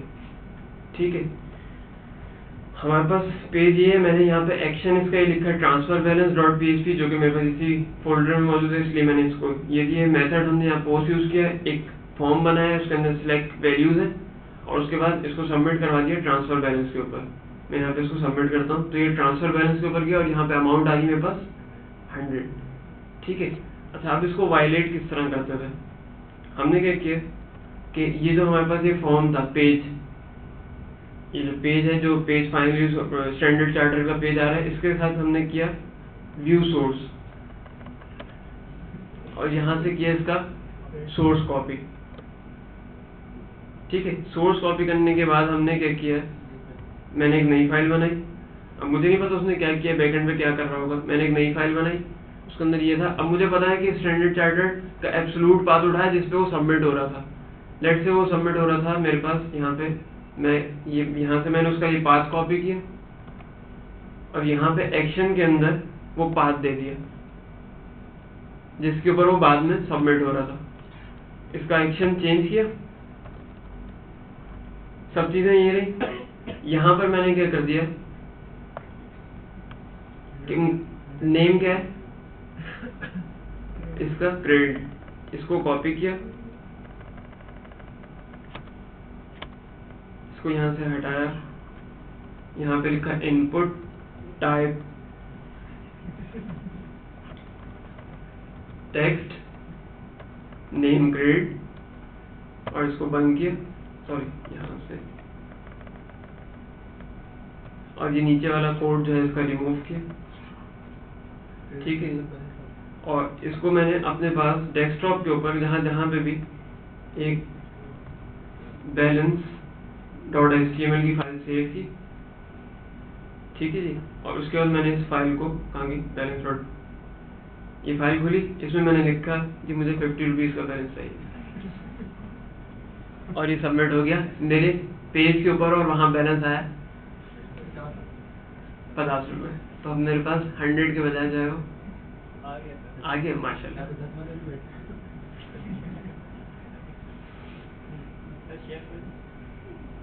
ठीक है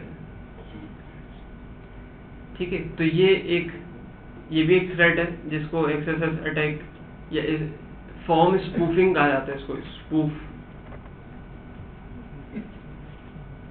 लेकिन एब्सोल्यूट पास फर्स्ट टाइम तो आपने किया होगा ना? हैं? एब्सोल्यूट पास लेने के लिए फर्स्ट टाइम तो उसको उसी टर्म पे जो उनका होगा उसी मैं लॉगिन कर, मैं पैसे मेरे ही अकाउंट से कट रहे हैं। वो नहीं कह रहा हाँ। हूँ, जैसे आपने एब्सोल्यूट पास के दर से ले लिया तो फर्स्ट टाइम एक दफा तो आपने उनकी कंडीशन जो होंगे उसी पे काम करके फिर एब्सोल्यूट पास भी होगा। एक दफा कर ली ना, नेक्स्ट टाइम तो। लेकिन अगर मुझे पता चल रहा है अभी मैंने सेव कर लिया है, फिर अब हर दफा यार तुम्हें बैलेंस चाहिए, मैं देता हूँ तुम्हें बैलेंस। फोरम पे पोस्ट कर दिया इसको। फोरम पे पोस्ट कर दिया, दुनिया भर के लोग उसको यूज कर रहे हैं। सर ऐसा अब क्यों नहीं हो रहा है? आप कह रहे हैं कि आप वो अब होशियार हो गए। सर क्या होशियार? जी जी बात ये है कि वहाँ पर तो आप लॉगिन हो रहे हैं। हाँ देखिए, लॉगिन हूँ मैं लॉगिन कर चुका हूँ, लेकिन मैं चाह रहा हूँ कि मैं 100 रुपये नहीं कटवाऊँ, मुझे 50 का बैलेंस चाहिए। लॉगिन कर, ये सारे काम आपके देखें, ये हैक वो नहीं है, चोरी नहीं है एक तरह से। ये आप लॉगिन करने के बाद सिर्फ उनके सिस्टम को वायलेट कर रहे हैं कि भाई उन्होंने एक वो रखा हुआ है कि जी आपको 100 का बैलेंस है या 250 का बैलेंस, आप वहाँ पे 10-10 रुपये का लोड कर रहे हैं। तो ये चीज़ उनके सिस्टम को वायलेट करिए, वो नहीं है। आप लॉगिन करने के बाद ये सारे काम करेंगे। मैं लॉगिन कर लिया, अब उसके बाद मैंने कार्ड जब मुझे इजी लोड करना है, तो अब इजीली मैं लॉगिन करने के बाद 100 नहीं, मुझे 100 नहीं करना, मुझे 50 का करना, तो आप 50 का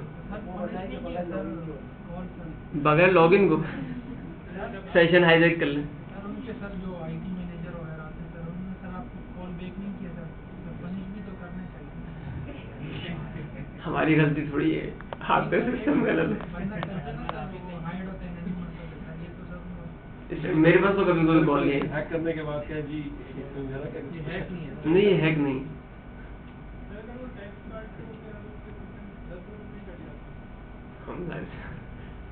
अच्छा भारत, हमें वो क्या करते हैं क्या नहीं करते, हमारा मौजू ये नहीं है। अब इस चीज को आपने प्रिवेंट करना है, रोकना है कि इस तरह की हरकत कोई ना करे। क्या करेंगे भाई? ये इस वक्त मैंने आपके सामने चलाया, चल गया। एब्सोल्यूट पास जैसा URL दे देते हैं। सर सर्वर साइड पे सर ऐप की कंडीशन में आएगा क्या? सर कि ऐप बैलेंस अगर इतना हो इधर सर वो भी कर सकते हैं। लेकिन अगर यहाँ पे एक लिस्ट हो कि 100, 50, 200, 500, 1000, तो कितनी वैल्यूज को बुलाएंगे? ये तो मैं एक एग्जांपल दे रहा हूँ बैलेंस की। आपके पास मल्टीपल हो तो क्या करेंगे? कंट्रीज की लिस्ट है, हर एक के लिए अलग अलग है, फिर इसमें वो पूरी लंबी सी स्टेटमेंट देंगे, क्या करेंगे?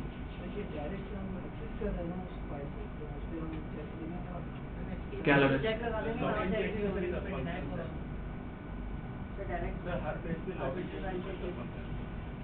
लॉगिन भी चेक है, लॉगिन हुए हैं हम। नहीं, लॉगिन भी हम सब। देखिए यहाँ पर एक चेक ये लगता है, नहीं सेशन आईडी भी नहीं हम चेंज कर रहे, इसका हल सेशन आईडी चेंज करना नहीं।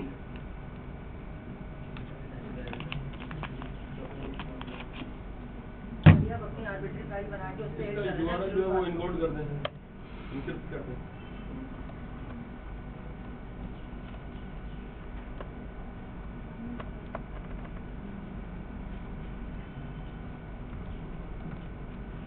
इसका सोल्यूशन है ये, हमारे पास सर्वर के अंदर एक वेरिएबल मौजूद है, $_ सर्वर के एरे के अंदर हमारे पास एक वेरिएबल मौजूद है जो कि HTTP रेफरर है। ये आपको बताता है कि पेज कहाँ से सबमिट हुआ है। अगर आपके अपने सर्वर से हुआ है तो ठीक है, लेकिन अगर कहीं और से आए तो उसकी रिक्वेस्ट जो है वो प्रोसेस ना की जाए। HTTP रेफरर के ऊपर चेक लगता है कि आपके अपने सर्वर नेम से आए या नहीं। ये रेफरर जो है वो आपको सर्वर नेम, जिस तरह हम यहाँ पर एक काम करते हैं, पहले मैं आपको ये दिखा देता हूँ कि इसके अंदर HTTP रेफरर होगा कैसा। हम यहाँ पे ये को करते हैं,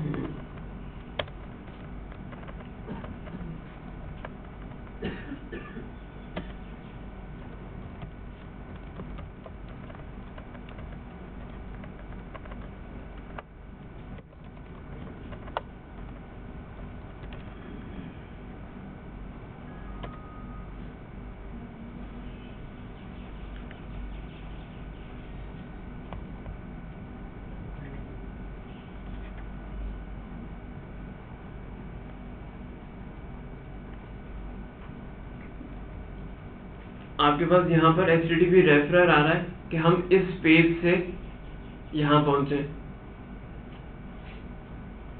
ठीक है, ये HTTP सर्वर के अंदर HTTP रेफरर की जो की है, यहाँ से आपको मालूम चल रहा है कि हम इस पेज पे थे, इस पेज से ये फॉर्म सबमिट हुआ था।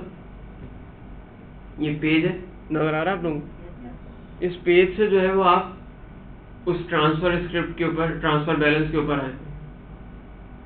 ठीक है, तो ये रेफरल आपका वैलिड है, आपको पता है कि ये मेरा ही सर्वर है और रिक्वेस्ट यहीं से आई है। ठीक है, लेकिन अभी जब हमने इसको वायलेट किया है तो यहाँ पर आपके पास, जब हमने इसको वायलेट किया है तो आपके पास रेफरल यहाँ पर नहीं मौजूद हो सकता है, लेकिन आपका सर्वर नहीं होगा। उस केस में आपका सर्वर नहीं होगा, तो आप अपने सर्वर, यहाँ पे तो मेरे पास लोकल होस्ट है, मतलब आप अपने इस डोमेन के ऊपर चेक लगा सकते हैं कि अगर मेरी डोमेन से ये रिक्वेस्ट आ रही है तो प्रोसेस करो, अदरवाइज नहीं करो। लेकिन अगर इसको रीराइट करके नहीं, इसको रीराइट नहीं किया जा सकता, लोकल को बिल्कुल भी नहीं किया। .com पे रीराइट नहीं कर सकते। वो एक डोमेन तो सेम रहेगा ना, आपके डोमेन को रीराइट किस तरह करेगा वो? पाथ को भी रीराइट करेगा। नहीं, ऐसा नहीं हो सकता।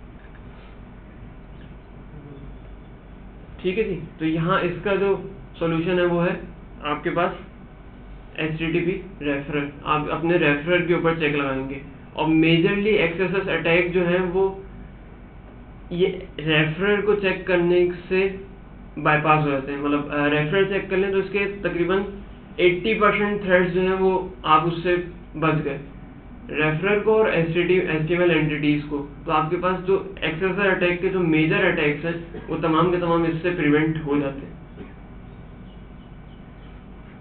सर पोर्ट स्कैनिंग का भी बता दें, बहुत सारी जगहों पे पोर्ट स्कैन करके भी जो है फिर पेनिट्रेशन की जाती है, कुछ जगहों पे सॉकेट पे के जरिए हुआ है। और जैसे कुछ जगहों पे ये भी है कि आप अपनी पोर्ट 25 खासकर बंद रखें। देखिए वहाँ पर उसका सोल्यूशन ये है, हमारा टॉपिक उससे हट जाएगा। नॉर्मली हमारे पास उसका सोल्यूशन ये है कि हम जब पोर्ट के ऊपर लिसन करते हैं तो वहाँ पे हमारे पास, मैंने आपको शायद ये पहले बात बताई थी या नहीं बताई थी, वहाँ पर अगर आप कोई इस तरह का खर्चा जो भी आप वो रिसीव कर रहे हैं उसके अंदर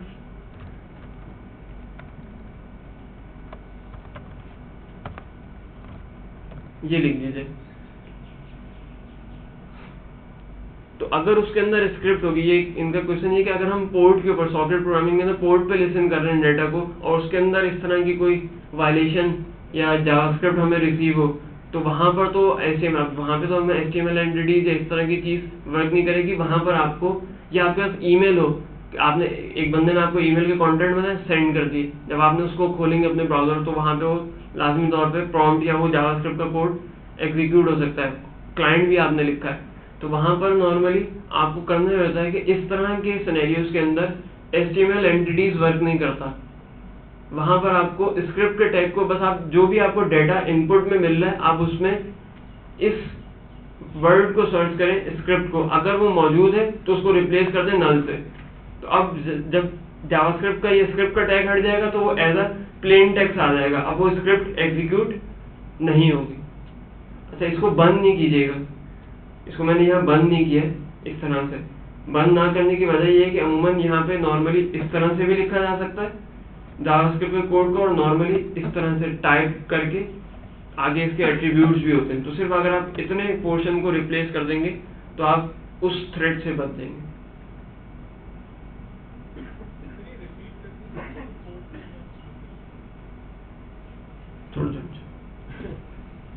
ठीक है जी, ये बात क्लियर है।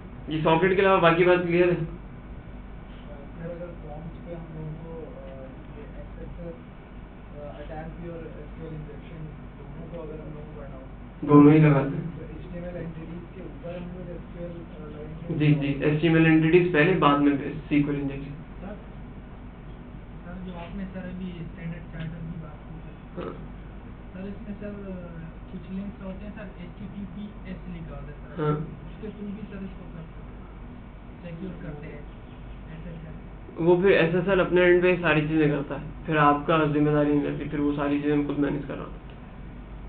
ठीक है जी, यहाँ तक बात क्लियर है?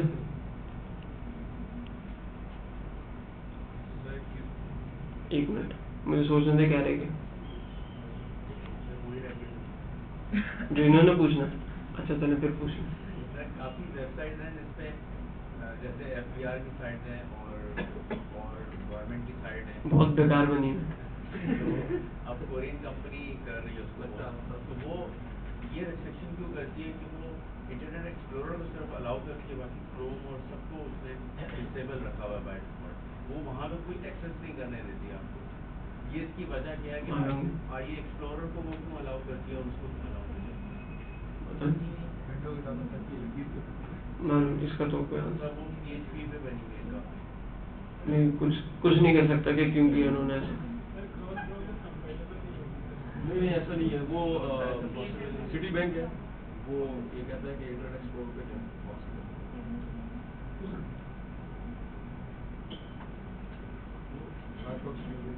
ठीक है।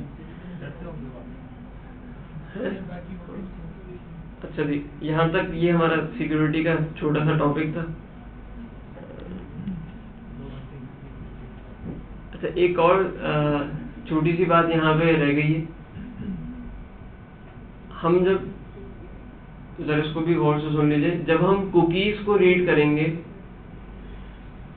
तो हमारे पास कुकीज को रीड करने के लिए एक वेरिएबल मौजूद है $_cookie, और जब हम फॉर्म से वैल्यूज को गेट करने के लिए वैल्यूज जो वेरिएबल यूज करेंगे, आइदर वो होगा पोस्ट या होगा गेट। एक और वेरिएबल है $_request। अच्छा, ये $_request जो है वो कहलाता है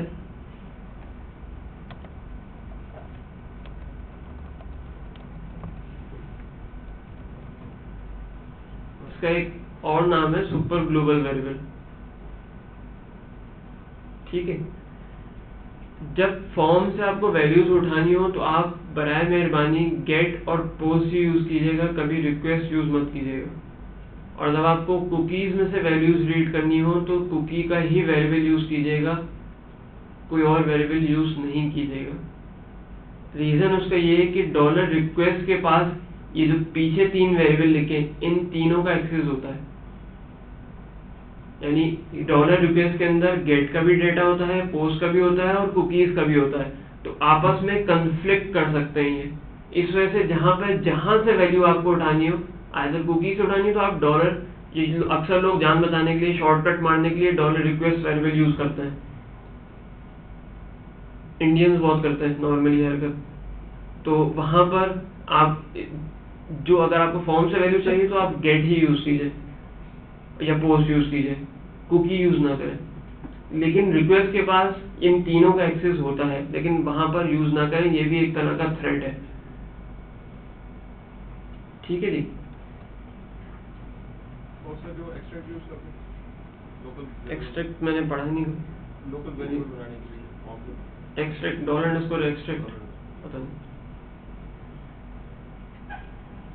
ठीक है, यहाँ तक बात क्लियर है।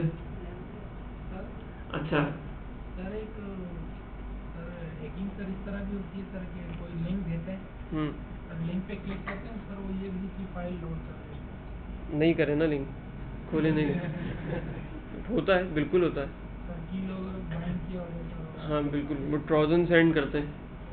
एक और एक्सेसर अटैक के अंदर एक दो चीज़ें और भी हैं। CSRF अटैक कहलाता है, इसके नाम लिख लें। एक चीज़ एक्सेसर अटैक के अंदर CSRF कहा जाता है, CSRF।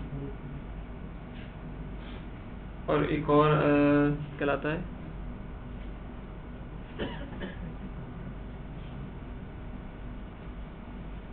क्या स्पेल बताइए आपने? CSRF, समंदर।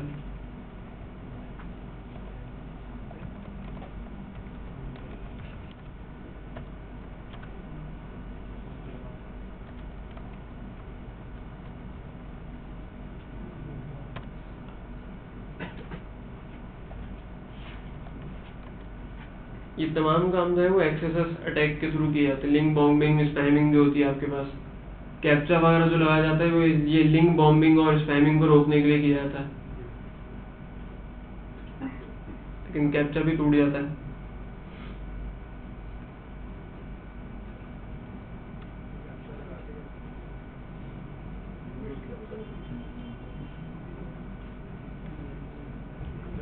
कैप्चा टूट जाता है। किसको? कैप्चा को? कैप्चा की लाइब्रेरीज आती हैं, वो एक रैंडम नंबर जनरेट करके उसकी जेपेग बना के वहाँ आपको दे देती है। वो जेपेग आप अपने पेज के ऊपर डिस्प्ले कर देते हैं। गूगल एक स्क्रिप्ट देता है, वो बस कॉपी पेस्ट कर देता है। हाँ, गूगल भी यूज कैप्चा का नहीं, सेशन में ले जा सकते हैं, जरूरी नहीं सेशन में किया जाए। सेशन में ले जा सकते हैं, लेकिन सेशन में ले जाने की जरूरत है नहीं। ठीक है, एक नंबर वो सेशन में लाइट्स को लैंडिंग पेज पे उसको चेक करता है कि वो नंबर सेशन से मैच हो रहा है नहीं। ये प्लीज बड़े ये पेन की टिक टिक नहीं करें, जो भी करें। दोबारा पूछूंगे। सेशन पे वो एक नंबर रैंडम नंबर जो रैंडम नंबर जनरेट करता है वो सेशन फिर वो लैंडिंग पेज पे सेशन नंबर मुख्तलिफ डिस्क्रिप्शन मुख्तलिफ टेक्निक्स हैं, हर ये स्टैंडर्ड नहीं है, जरूरी नहीं है, ऐसा नहीं।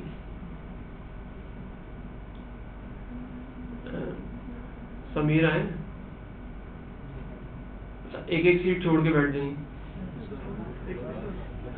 जल्दी से। हमारे पास 15 मिनट्स हैं, 3 बज चुके हैं और नेक्स्ट सर आने वाले। एक एक सीट छोड़ के जल्दी से बैठ जाइए।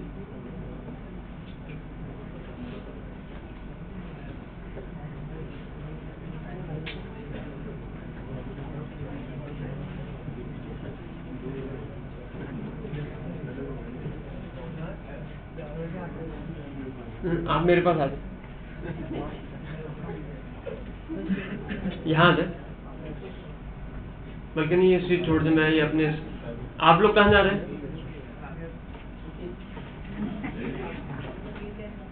लॉक कर दें, अरीफ लॉक कर दो।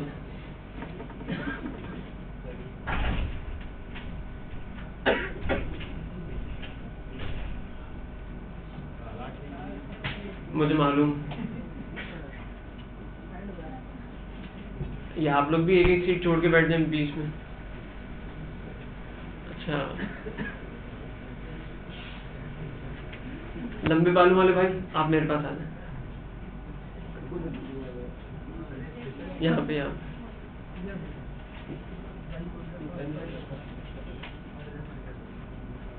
अच्छा, और तुम भी उठो जी, आप भी उठे, आप भी उठे बोलने वाले भाई, जल्दी उठे, जल्दी, टाइम नहीं है मेरे पास। है चीटिंग नहीं वो। हाँ श्योर, आप बैठ जाए, वहीं बैठ जाए। आप उठे, आपको नहीं कहता, आप उठो। तुम भी जरा ये बोतल उठा के बैठ जाओ।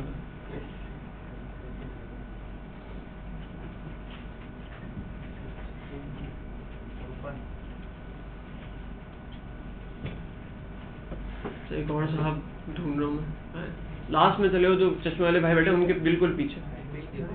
हाँ पीछे, सब आ जाएगी। एक एक पेजेस निकालने, एक एक पेज निकालने सर।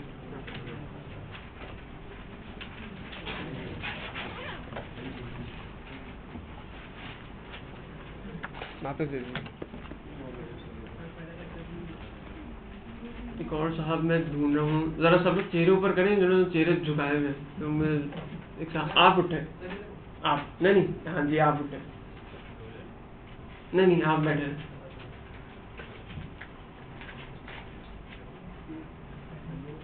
कैप उतार दें, कोलन, उस कोलन, सेकंड रो में कोलन, इनको जगह दें।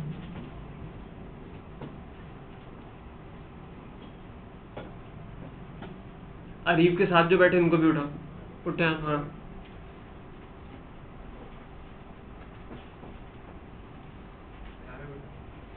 नहीं,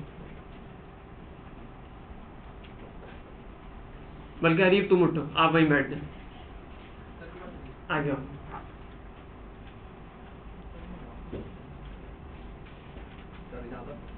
नहीं हाँ देखो कैसे।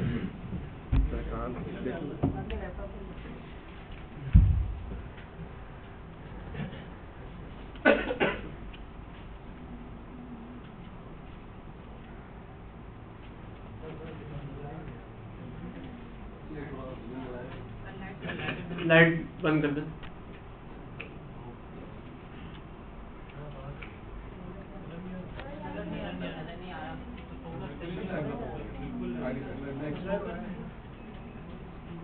एक मिनट रुक दे, अभी इसको सही कर।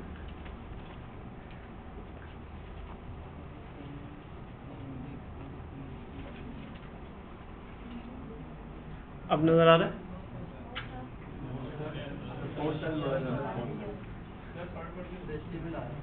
अच्छा, how can the index script access the email from element of the following HTML? Choose to.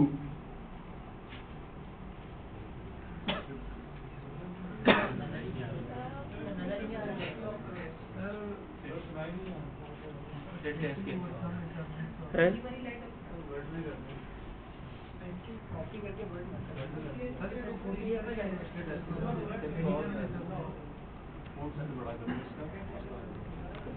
एक मिनट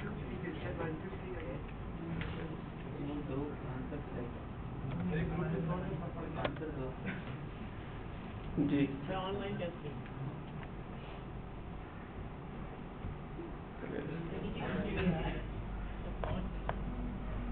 ये भेज है।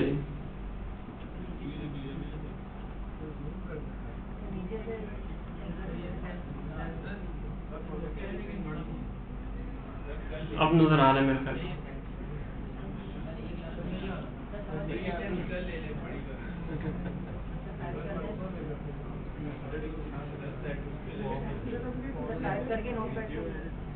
आपको तो नजर आ रहा है, आपको क्या परेशानी है?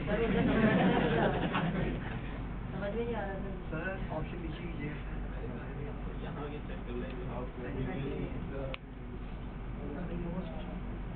इसका आंसर बता दो सबको।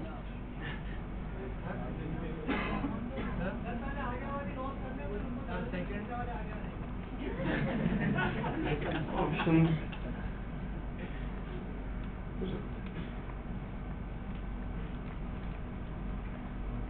सर इसका फोन साइज बड़ा कर दे।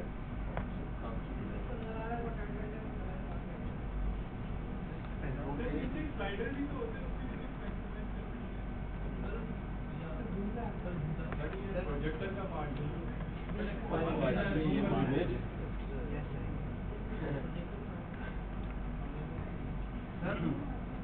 सर मैं नहीं पाया नहीं कैसे स्टार्ट और एग्जिट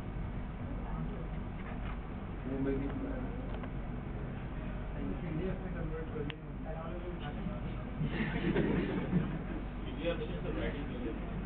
नहीं आए। अच्छा चलिए मैं क्वेश्चन रीड कर देता हूँ, ये वाला तो पढ़, ठीक है जी। पहला वाला दोबारा बता दूंगा।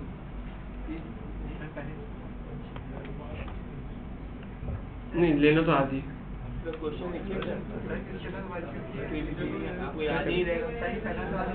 नहीं याद है, ये मत।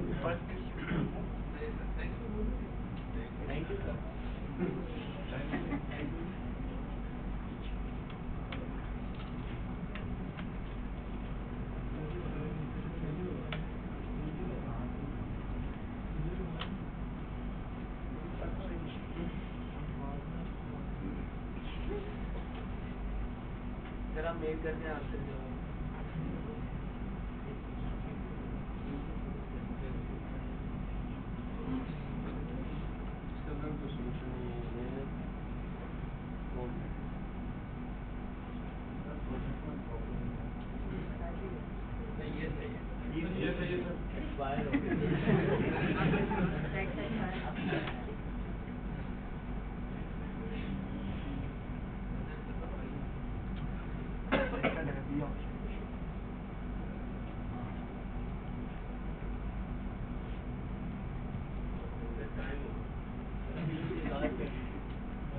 किसकी?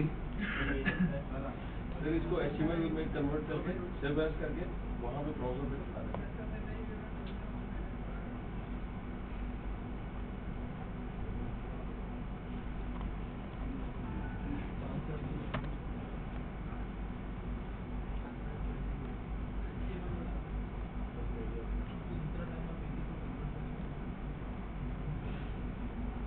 सब नजर आ रहा है।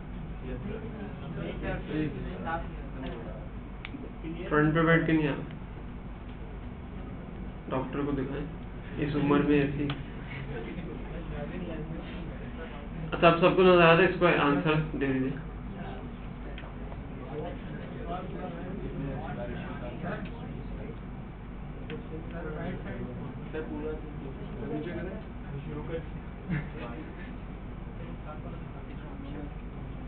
ये क्वेश्चन नंबर 3 है। क्वेश्चन नंबर 3 लिख के इसका आंसर दे दें।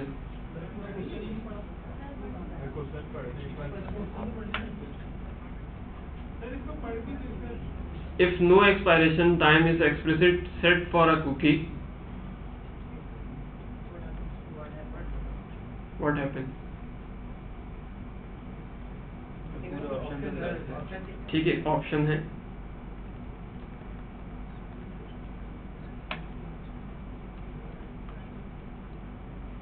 ये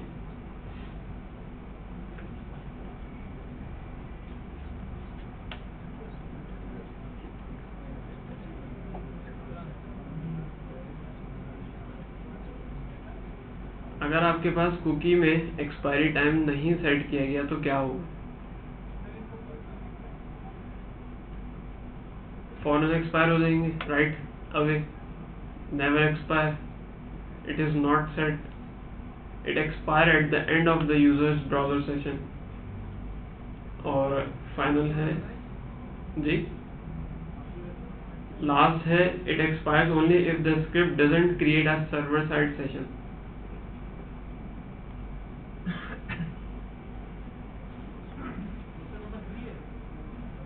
जी क्वेश्चन नंबर 3 है।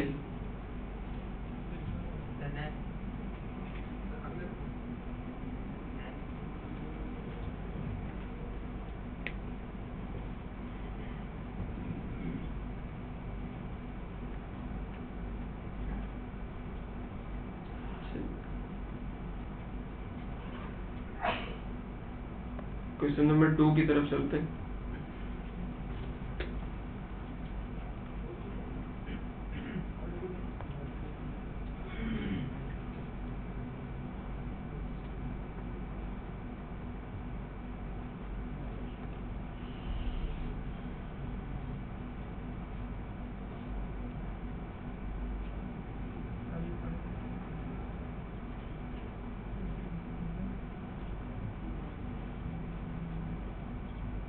What will be the net effect of running the following script on $s?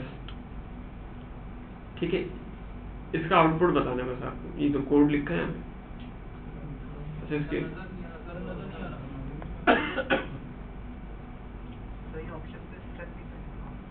Option. अच्छा चलिए एक काम करते हैं, ये भी इसके अंदर है 10 क्वेश्चन है वाले जी, तो इसको 20 करके ट्यूसडे को ले लेंगे।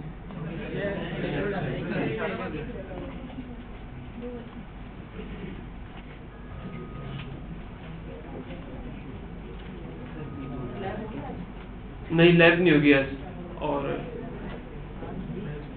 जी हालात सही नहीं है, क्लास हो गई बड़ी बात। सर वो मैंने गाइड पढ़ी थी, लाइट खोल दीजिए कोऑर्डिनेटर की।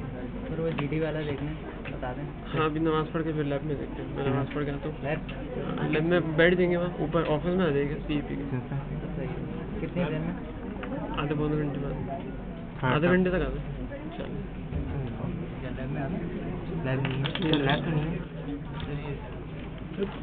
लास्ट क्लास में होगी हमारी ट्यूसडे या संडे देखते हैं।